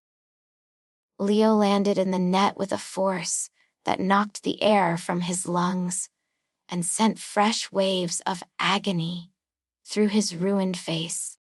He lay there, gasping for breath, clutching his eyes, or the space where his eyes had been, as the silence of the high rise settled back into place around him. Above him, impossibly far above him in the darkness, that was now his entire world. He heard the faint sound of the golden hair being pulled back into the window. And then the light in the black spire went out. Not just dimmed, went out completely. As if Gothel had decided that even the minimal power required for exterior lighting was too much to waste on someone who no longer mattered.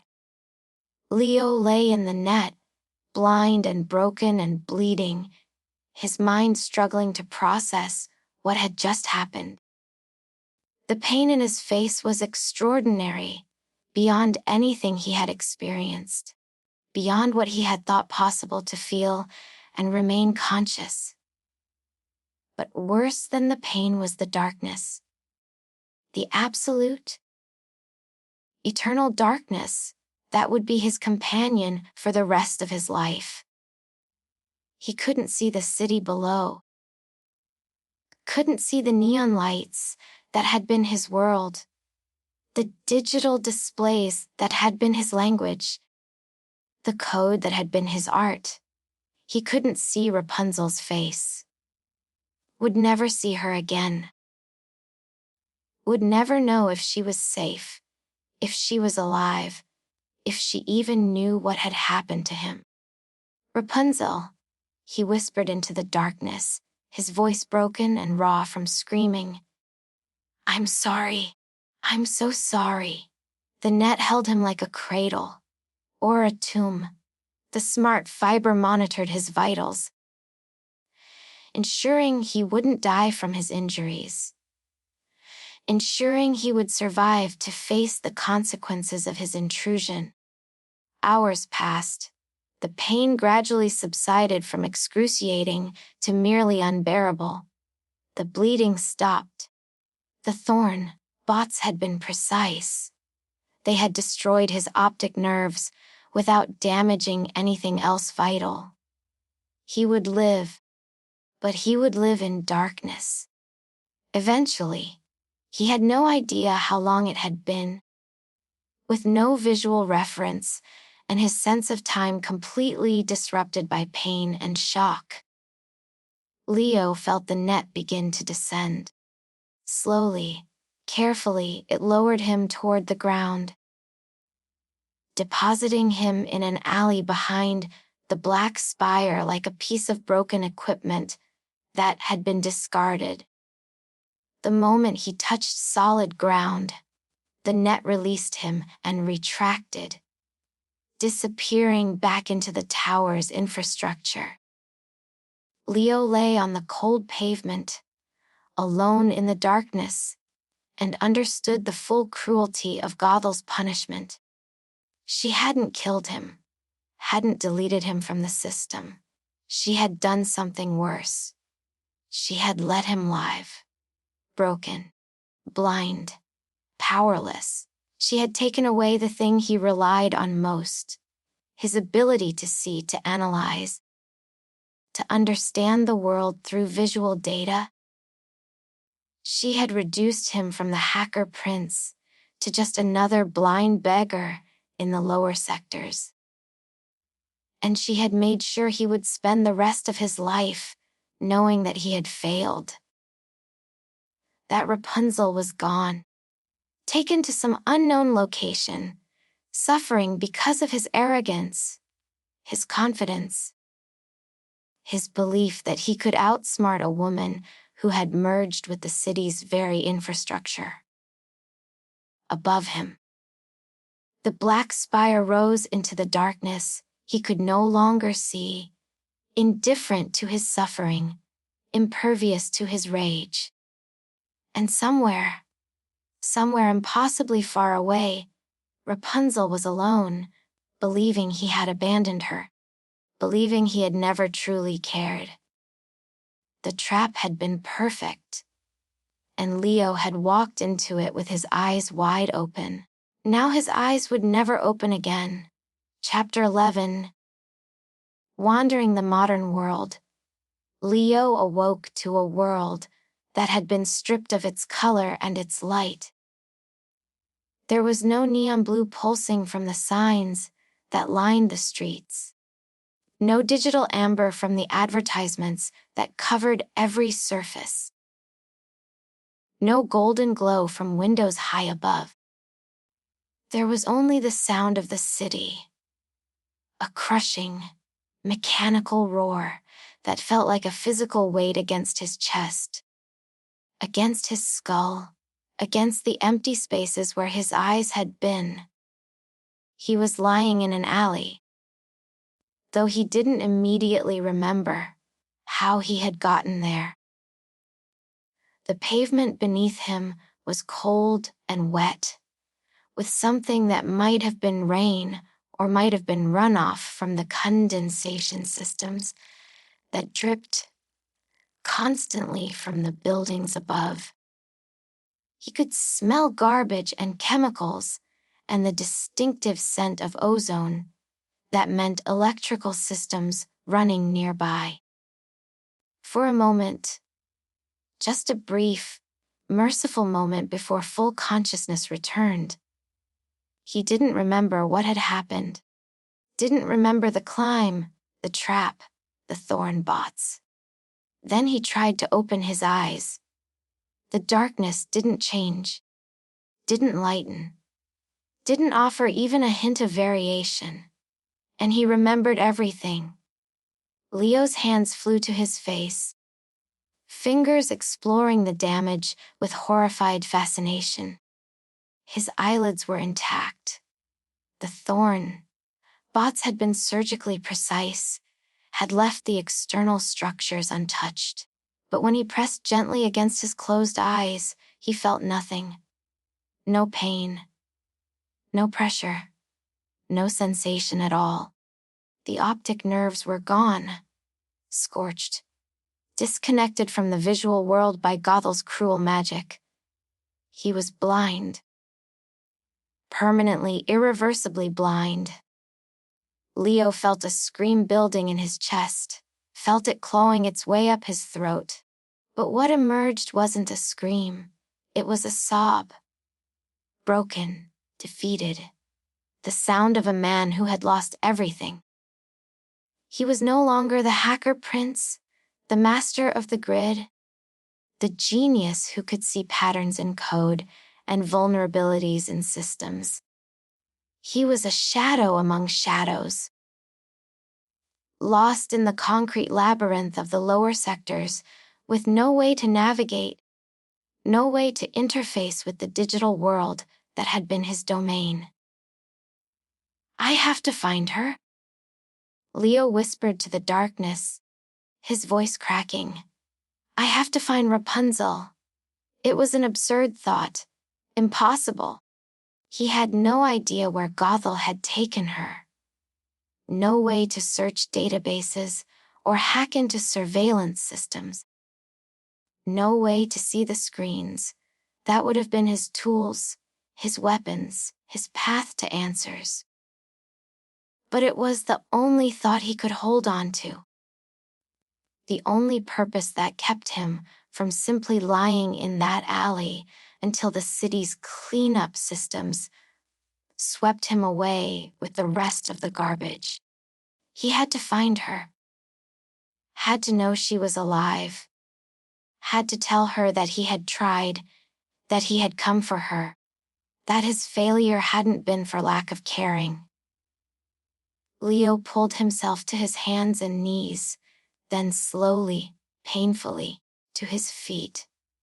The world spun around him, or rather, the darkness spun, which was somehow more disorienting than if he could see.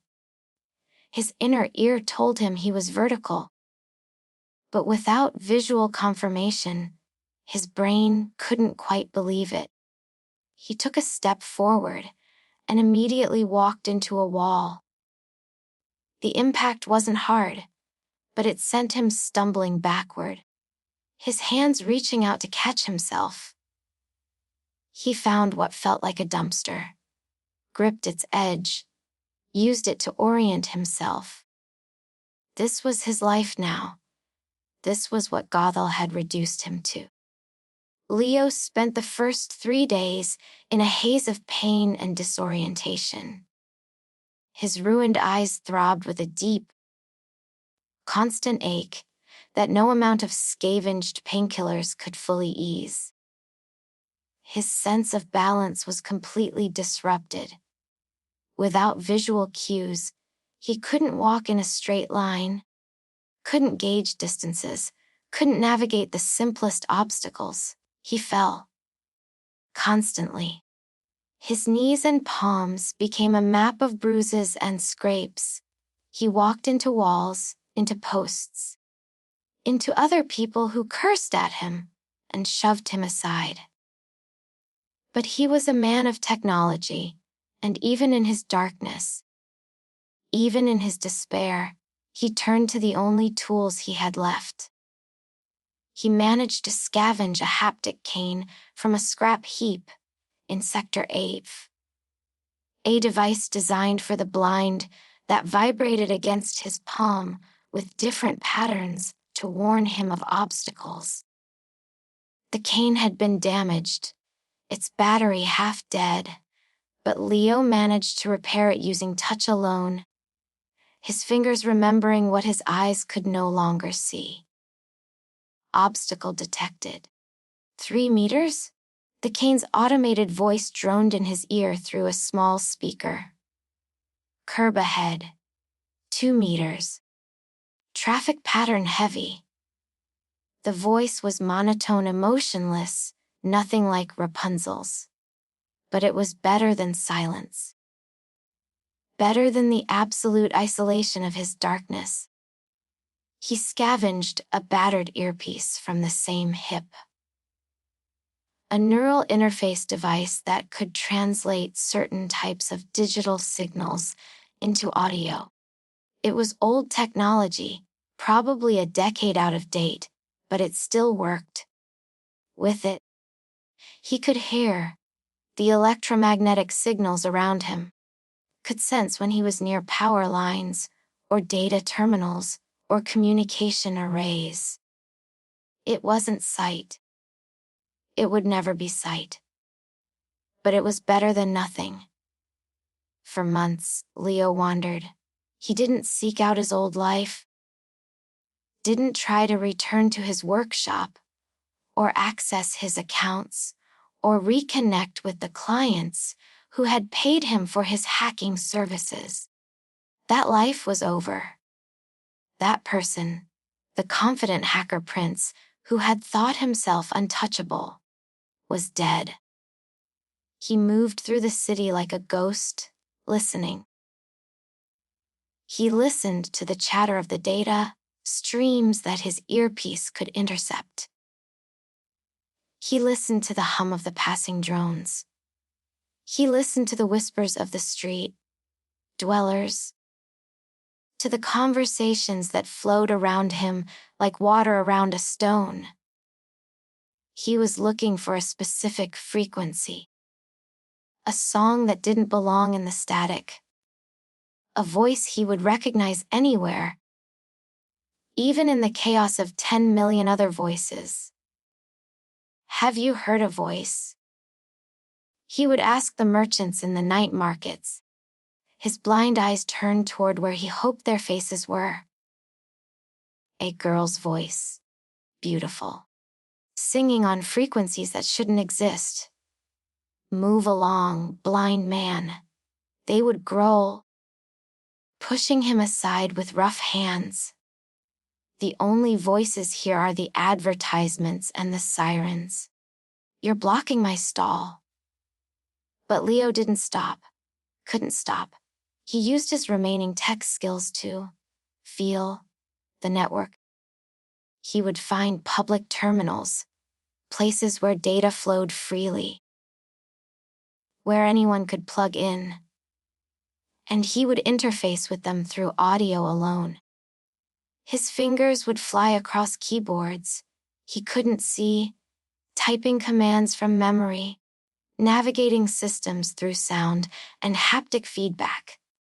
He tapped into low-frequency radio waves, the old communication bands that most people had forgotten about. He searched for any anomaly, any glitch, in the city's vast communication web. Any sign that Rapunzel was out there, broadcasting, trying to reach him. He found nothing, but he kept searching.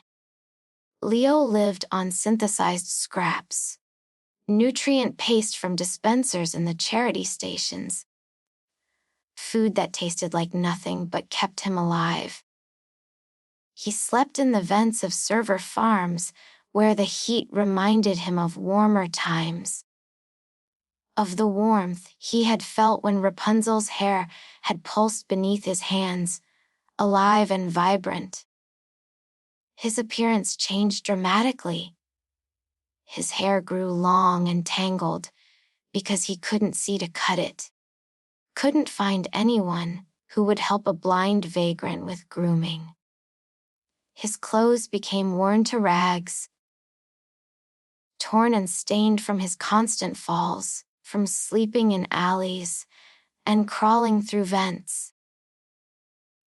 He became a legend of the underground, whispered about in the same forums where he had once been celebrated.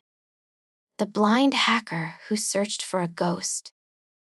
The hacker prince who had fallen from grace and now wandered the streets, asking impossible questions. Some people recognized him, remembered the arrogant young man who had cracked systems that were supposed to be unbreakable. They would approach him, curious or mocking. Is it true? They would ask. Did you really try to breach Gothel's tower? Did she do this to you? Leo would nod, his blind eyes staring at nothing. Was it worth it? They would press. Whatever you were trying to steal. She wasn't a thing to be stolen. Leo would reply quietly. She was a person. And yes, it was worth it. Even this. Even all of this. They would laugh or shake their heads or walk away, thinking him mad. And perhaps he was. Perhaps the trauma of what had happened. The loss of his sight and his love in one terrible night had broken something fundamental in his mind. But madness was better than forgetting. Better than moving on. better than accepting that Rapunzel was gone and that he would never find her. He didn't know that thousands of miles away, on a desert island, surrounded by a sea of dead signals, Rapunzel was doing the same thing. She would sit on the white sands, her hair, which had begun to grow back, but differently now, softer and less burdened, blowing in the wind that came off the water. She would sing her song into the empty air, hoping that somehow, across the ocean, across the distance, across the electromagnetic void that surrounded her prison, Leo might hear her. Hoping he was alive. Hoping he was searching. Hoping he hadn't forgotten her. But the island was designed specifically to prevent any kind of transmission. It sat in a dead zone, far from satellites, far from any communication infrastructure. Gothel had chosen it precisely because nothing could reach the outside world from there. No signal could escape. They were both searching, both calling out into the void, and neither knew that the other was listening. I'm still here. Rapunzel. Leo would mutter into the wind as he navigated a crowded plaza, his haptic cane tapping against the pavement. I'm still listening. Just give me a signal. Just give me one note. One frequency. Anything. The city hummed around him. 10 million voices and machines, creating a wall of noise that threatened to drown out everything else. But Leo listened anyway, filtered the chaos, searched for the one specific pattern that would tell him she was alive, that she was out there, that she remembered him. Months became a year. The seasons changed. Not that Leo could see them, but he could feel the temperature shifts, could smell the difference in the air when winter came and brought its chemical snow. His body adapted to the blindness. His other senses sharpened to compensate. He learned to navigate by sound alone, by the echo of his footsteps, by the way air moved around obstacles. He learned to identify people by their footfalls, by their breathing patterns, by the electromagnetic signatures their devices produced. He became skilled at being invisible, at moving through the city without drawing attention. Just another broken person among millions of broken people. Just another casualty of the system that ground people down and discarded them when they were no longer useful. But he never stopped searching. He hacked into traffic cameras and had their audio feeds sent to his earpiece. He monitored police channels and emergency frequencies. He tapped into the private communications of the wealthy, searching for any mention of a girl with golden hair, of Gothel, of the Black Spire. He found nothing. Gothel's secrets were too well protected, her systems too sophisticated. And without his sight, without his ability to see code and patterns, Leo's skills were diminished to the point of near uselessness. But still he tried. Sometimes, in the depths of the night, when the city was as quiet as it ever got, when even the machines seemed to sleep, Leo would find a quiet place. A rooftop. An abandoned building. A space where the noise receded, and he would call out. Not with his voice, but with his equipment. He would broadcast on every frequency he could access, sending out a simple message encoded in the pattern that he and Rapunzel had used in their AR meetings. I'm here. I'm searching. I haven't forgotten you. And then he would listen, straining his enhanced hearing, his augmented senses, hoping for any response. He never received one, but he kept broadcasting anyway, because hope was all he had left. Hope and the memory of a voice that had cut through static like a diamond through glass. Hope in the knowledge that somewhere, somehow, she had to still exist. Just give me a signal, he whispered to the uncaring city, to the electromagnetic spectrum, to whatever gods might listen to the prayers of blind hackers who had lost everything. Just give me one note, one frequency, one proof that you're still alive.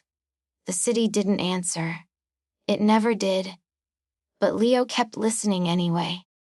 Because love, even when it seemed foolish, even when it seemed hopeless, was still the only thing that made his darkness bearable.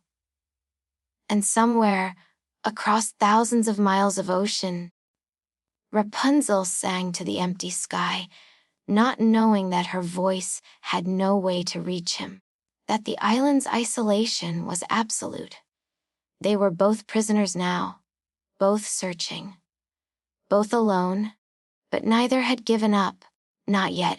Chapter 2: Reunion and Restoration. The desert island was a place of blinding white sand and absolute silence. For Rapunzel, the lack of data was the greatest ghost of all.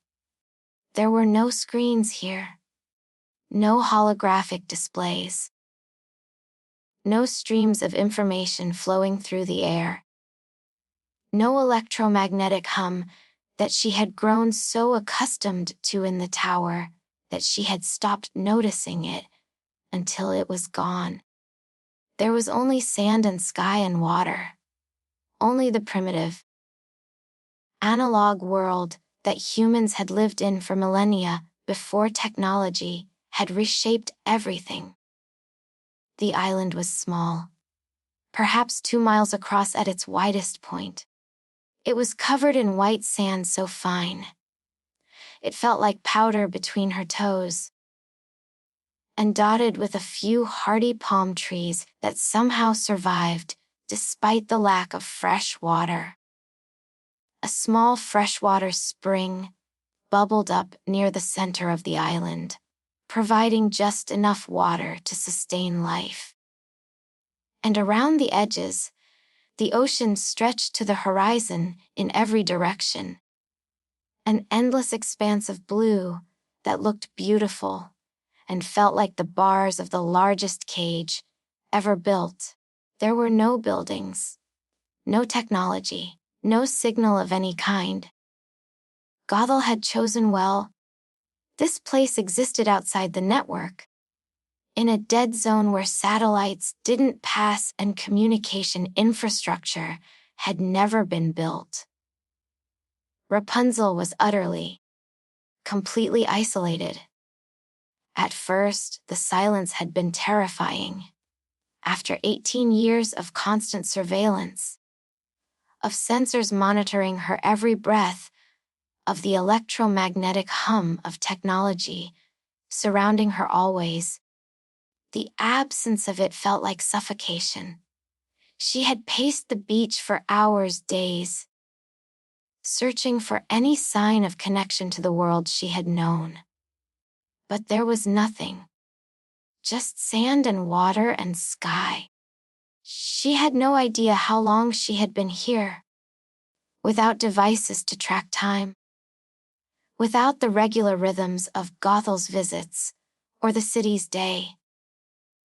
Night cycle visible through her window. She had lost all sense of temporal measurement. Days blurred into weeks. Weeks might have become months. She counted sunrises and sunsets, but eventually lost track even of that. Her hair had begun to grow back. Not as it had been before. Not the heavy, burdensome cable of 70 feet that had anchored her to the tower. This new growth was different. It came in soft and radiant, growing in waves that shimmered with a new, welder energy. The strands still glowed, but the light was different now. Less controlled, less focused. More natural. Like moonlight on water, rather than light through fiber optics. It was as if, severed from Gothel's constant tuning and optimization, her hair was reverting to something more organic, more aligned with the natural magic of the Rampion, rather than the technological magic Gothel had imposed upon it. Rapunzel spent her days at the water's edge, watching the waves roll in, with their eternal rhythm. She sang to pass the time, to maintain her sanity, to keep her voice from forgetting how to make music. She sang her heart into the salt air, poured her loneliness and longing into melodies that had no words but somehow expressed everything she couldn't say. Her voice became a beacon, not for any technology that might hear it, but for her own spirit. A way of asserting that she still existed, that she was still human, that isolation hadn't yet broken her. Sometimes she sang to Leo, imagining that somehow, across the impossible distance, he might hear her, might know that she was alive, might still be searching. She had no way of knowing if he was alive or dead, if Gothel had killed him or merely damaged him, if he thought of her at all, or if he had moved on, had forgotten the girl in the tower who had been nothing but a prize to be won, a system to be hacked. She hated that Gothel's words had planted that seed of doubt, hated that sometimes, in her darkest moments, she wondered if it had all been a game to him, an intellectual challenge, the ultimate hack, to steal the heart of the girl who wasn't supposed to have one.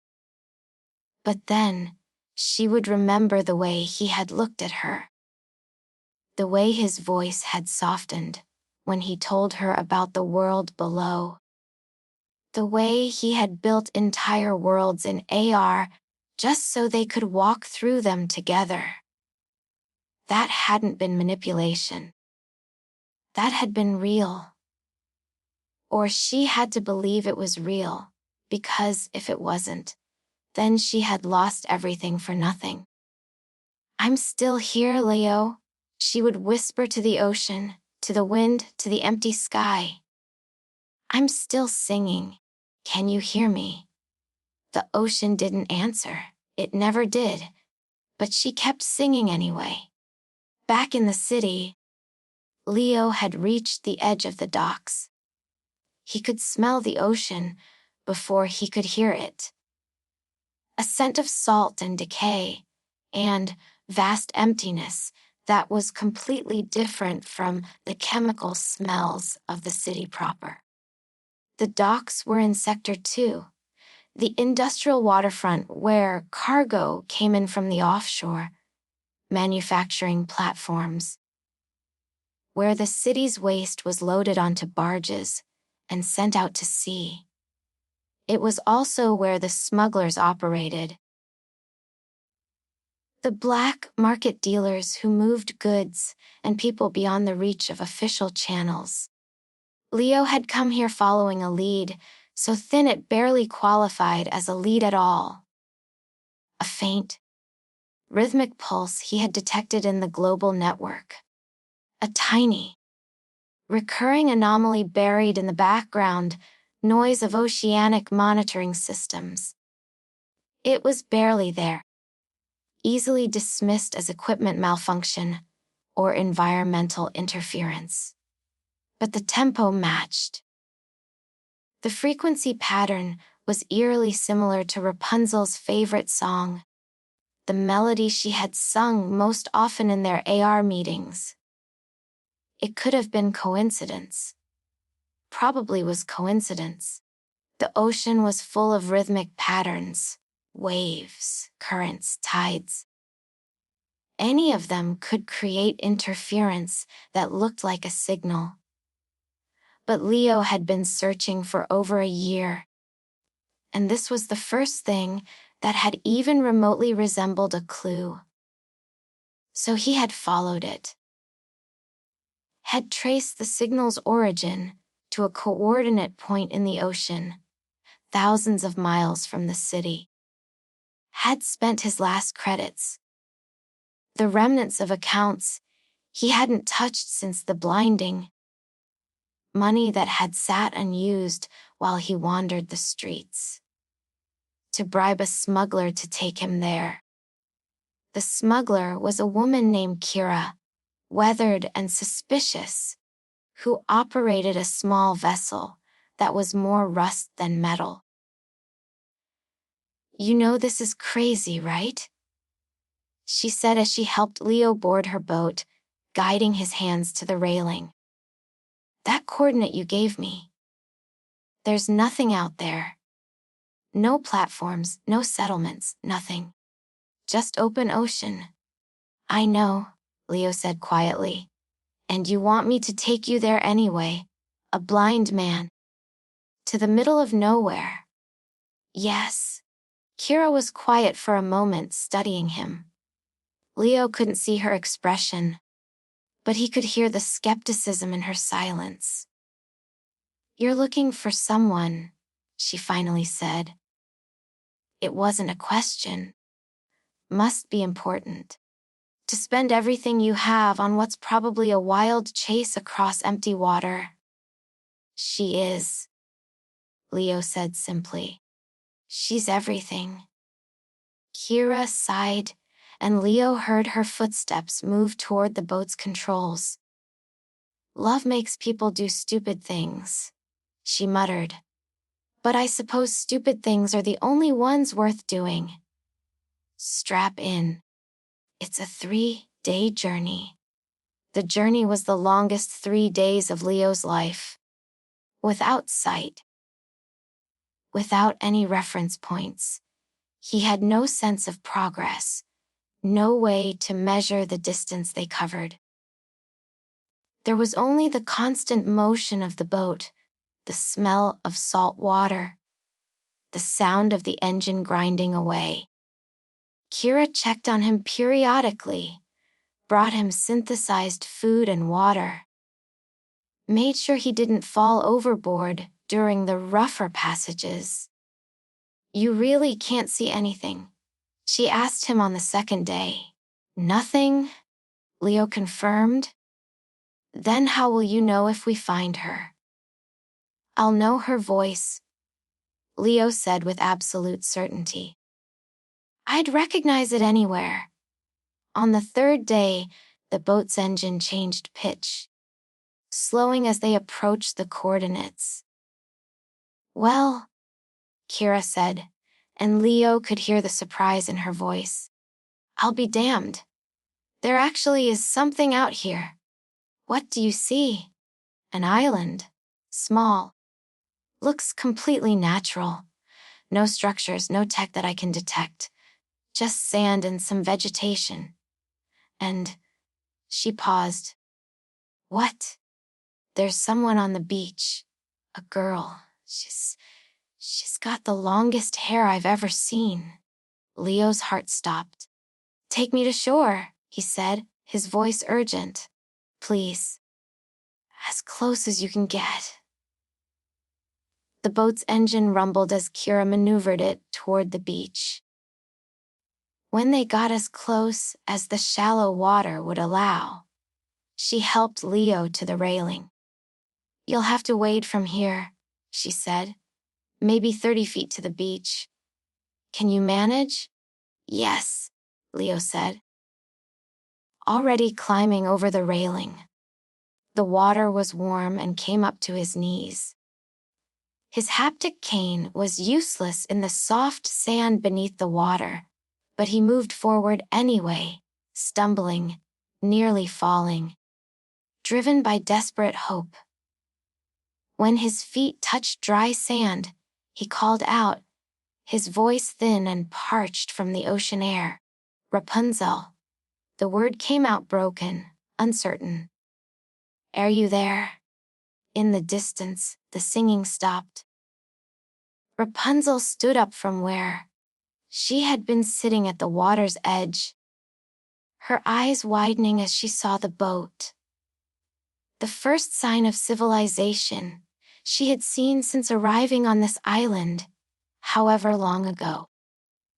And stumbling through the shallow water, his clothes ragged and his hair long and unkempt, was a figure she would have recognized anywhere. Leo. But something was wrong. He was moving strangely, uncertainly, his hands outstretched as if feeling for obstacles in empty air. Leo, she shrieked, her voice breaking the silence of the island with the force of months of pent-up longing. She ran to him, her feet flying over the sand. When she reached him, she threw her arms around his neck, and they both fell to their knees in the surf, the water washing over them as they held each other. Leo's hands came up to her face, trembling as they traced the lines of her features. Her cheeks, her jaw, her lips. His fingers moved with desperate tenderness, mapping her face through touch alone. I found you, he whispered, and his voice broke on the words. I couldn't see the way, but I heard the song. I followed the frequency. I followed your voice across half the ocean. Rapunzel pulled back to look at him, and that's when she saw his eyes. They were clouded, vacant, staring at nothing. The eyes of someone who couldn't see her face, couldn't see the tears streaming down her cheeks, couldn't see the joy and horror warring in her expression. Your eyes, she breathed, understanding flooding through her. Leo. What did she do to your eyes? The same thing she does to everything that threatens her control? Leo said, and there was no bitterness in his voice, only a weary acceptance. She destroyed them. Thorn, bots, surgical precision. I haven't seen anything since that night. Rapunzel looked at his eyes. The eyes that had once looked at her with such wonder, such curiosity, such love. Eyes that were now dimmed by Gothel's thorns, by her cruelty, by her need to punish anyone who dared challenge her authority. She wept for the time they had lost, for the pain he had endured, for the year he had spent wandering blind through the city searching for her. Tears streamed down her face, falling onto his scarred eyelids as she cradled his face in her hands. As her tears landed on his eyes, something extraordinary happened. The magic in her blood, the magic of the rampion that had been modified and controlled by Gothel for so long, but had now, on this island far from technology and surveillance, begun to return to its natural state. Surged through her tears. The raw, natural energy of the island had changed her, had let the rampion's magic flow more freely, less constrained by Gothel's programming. And that magic, fueled by love and desperation, and the sheer force of her will, flowed into Leo. A soft, golden light pulsed from Rapunzel's skin, traveling through her tears like a healing stream of code, like organic nanobots, rewriting damaged tissue, like magic doing what technology never could. Leo gasped as he felt warmth flooding into his ruined eyes, felt something fundamental shifting, reconnecting, healing. The darkness didn't just fade. It shattered. First came color, just hints of it, like dawn breaking after an endless night. Then shapes, blurry and indistinct, but they're real, visible. Then details, becoming sharper, clearer, more defined. First came the blue of the sky above them, vast and pure, and untainted by smog. Then the gold of her hair, shimmering in the sunlight, longer than when he had last seen her, but still impossibly beautiful. And finally, the depth of her dark, tear-filled eyes looking down at him with an expression of such love and relief and wonder that it took his breath away. "I can see you," Leo breathed, his voice filled with awe. He reached up to touch her face again, but this time his eyes tracked the movement of his hand, confirmed what his fingers felt. "Rapunzel, I can see everything." She laughed through her tears, a sound of pure joy, and pulled him close again.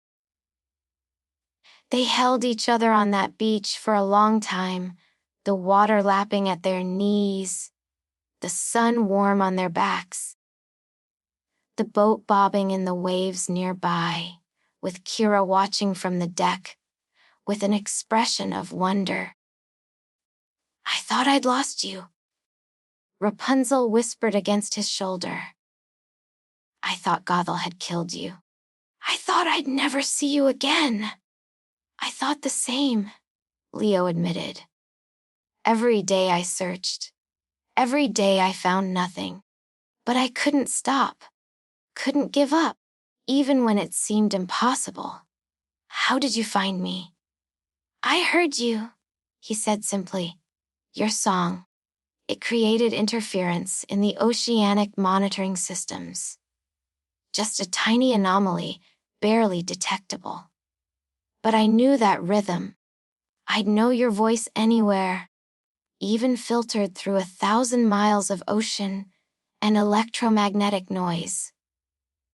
They pulled apart finally, looking at each other in the clear sunlight, seeing each other fully for the first time since that terrible night in the tower.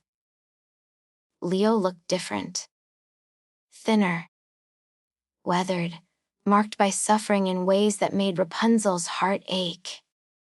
His clothes were rags. His hair was long and tangled. But his eyes were clear again, whole again, looking at her with the same wonder he had shown that first night, when he climbed through her window. Rapunzel looked different too. Her hair was shorter, maybe 20 feet instead of 70. Her skin was darker from the sun, her body leaner from months of limited food. But there was something else different about her. A strength, a wildness, a quality of having survived isolation and emerged stronger rather than broken. "What do we do now?" Rapunzel asked. Leo stood, helping her to her feet, and looked back toward the boat where Kira was waiting. "Now," he said, a smile breaking across his face, the first real smile he had worn in over a year. "Now we go home, not to the tower, not to my old workshop, but to Oakhaven, and we build something new." They didn't stay on the island. Using the small emergency transmitter Leo had hidden in his jacket, which had somehow survived his year of wandering, though he had forgotten it was there. They bypassed the island's natural signal, jamming properties, and sent out a call.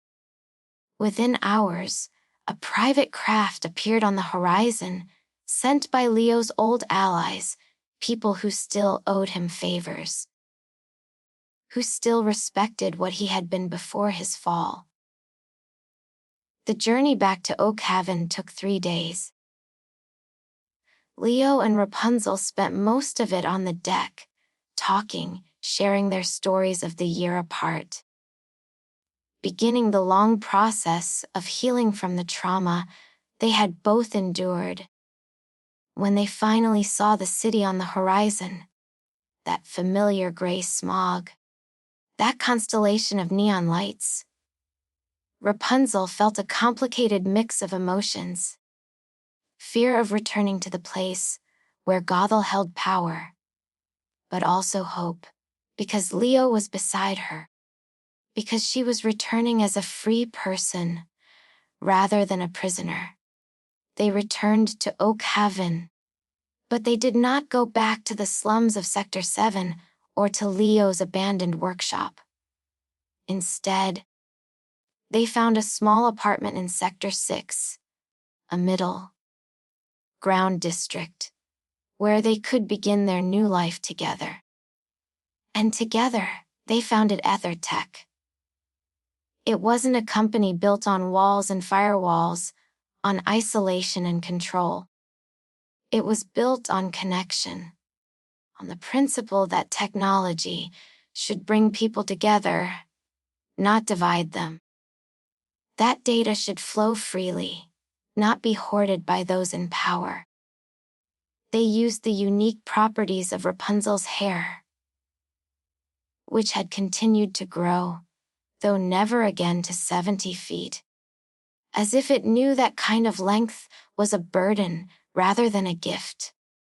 To create a new kind of network. An organic internet. Impossible to control, because it was based on biological, rather than purely technological principles. The hair could conduct both data and energy with remarkable efficiency. By working with bioengineers and hackers and scientists who believed in their vision, Leo and Rapunzel developed a new communication protocol that used organic fiber, optic cables. Cables grown from samples of Rapunzel's hair, replicated and cultivated in labs, to create a network that was free, open, impossible to monopolize. It was slow at first. EtherTech was small, operating on a shoestring budget, competing against corporations that had infinite resources.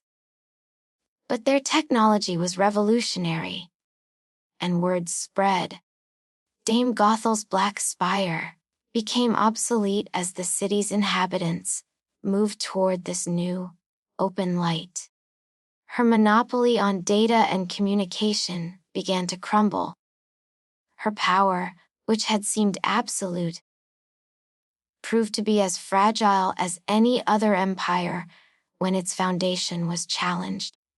The witch herself vanished into the deep web, becoming a relic of a cold, closed-off age. Some said she had died. Others claimed she had uploaded herself entirely into the digital realm, becoming a ghost in the machine in the most literal sense. But no one saw her again. The Black Spire stood empty, eventually repurposed into affordable housing for those who had been displaced by the corporate wars. Rapunzel and Leo lived in a home filled with windows that actually opened. A luxury that Rapunzel had never known. The ability to feel real wind on her face. To smell the city's air directly, rather than filtered through 7 purification systems. They weren't wealthy. EtherTech made enough to sustain itself and pay its workers fairly, but Leo and Rapunzel took only modest salaries. They didn't need much. They had each other. They had freedom. They had purpose. Every night, they would sit together by their apartment's large window, watching the city lights pulse and flow below. not as prisoners looking out from a cage, but as architects of something new. Watching their creation spread through the urban landscape like roots through soil. Do you ever miss it? Leo asked her one evening as they sat together. The tower, the luxury. Rapunzel was quiet for a moment, considering the question honestly. I miss the cleanliness of the air sometimes, she admitted. And the books.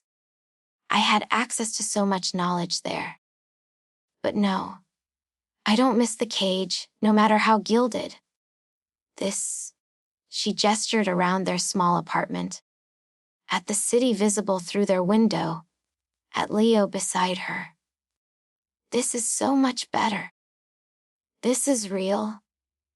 Even with the pollution and the noise and the chaos. Especially with the pollution and the noise and the chaos, she said, smiling. Because it's mine to experience. My choice to be here. My life to live. Leo took her hand. And they sat in comfortable silence, watching as another node of their network lit up somewhere in Sector 9. Another community choosing connection over isolation, choosing freedom over control. The city was changing. Slowly, messily, imperfectly. But it was changing. And two people who had been broken by the old world were helping to build a new one. Not as prisoners, not as victims, but as architects of a brighter, kinder world. Together, THE and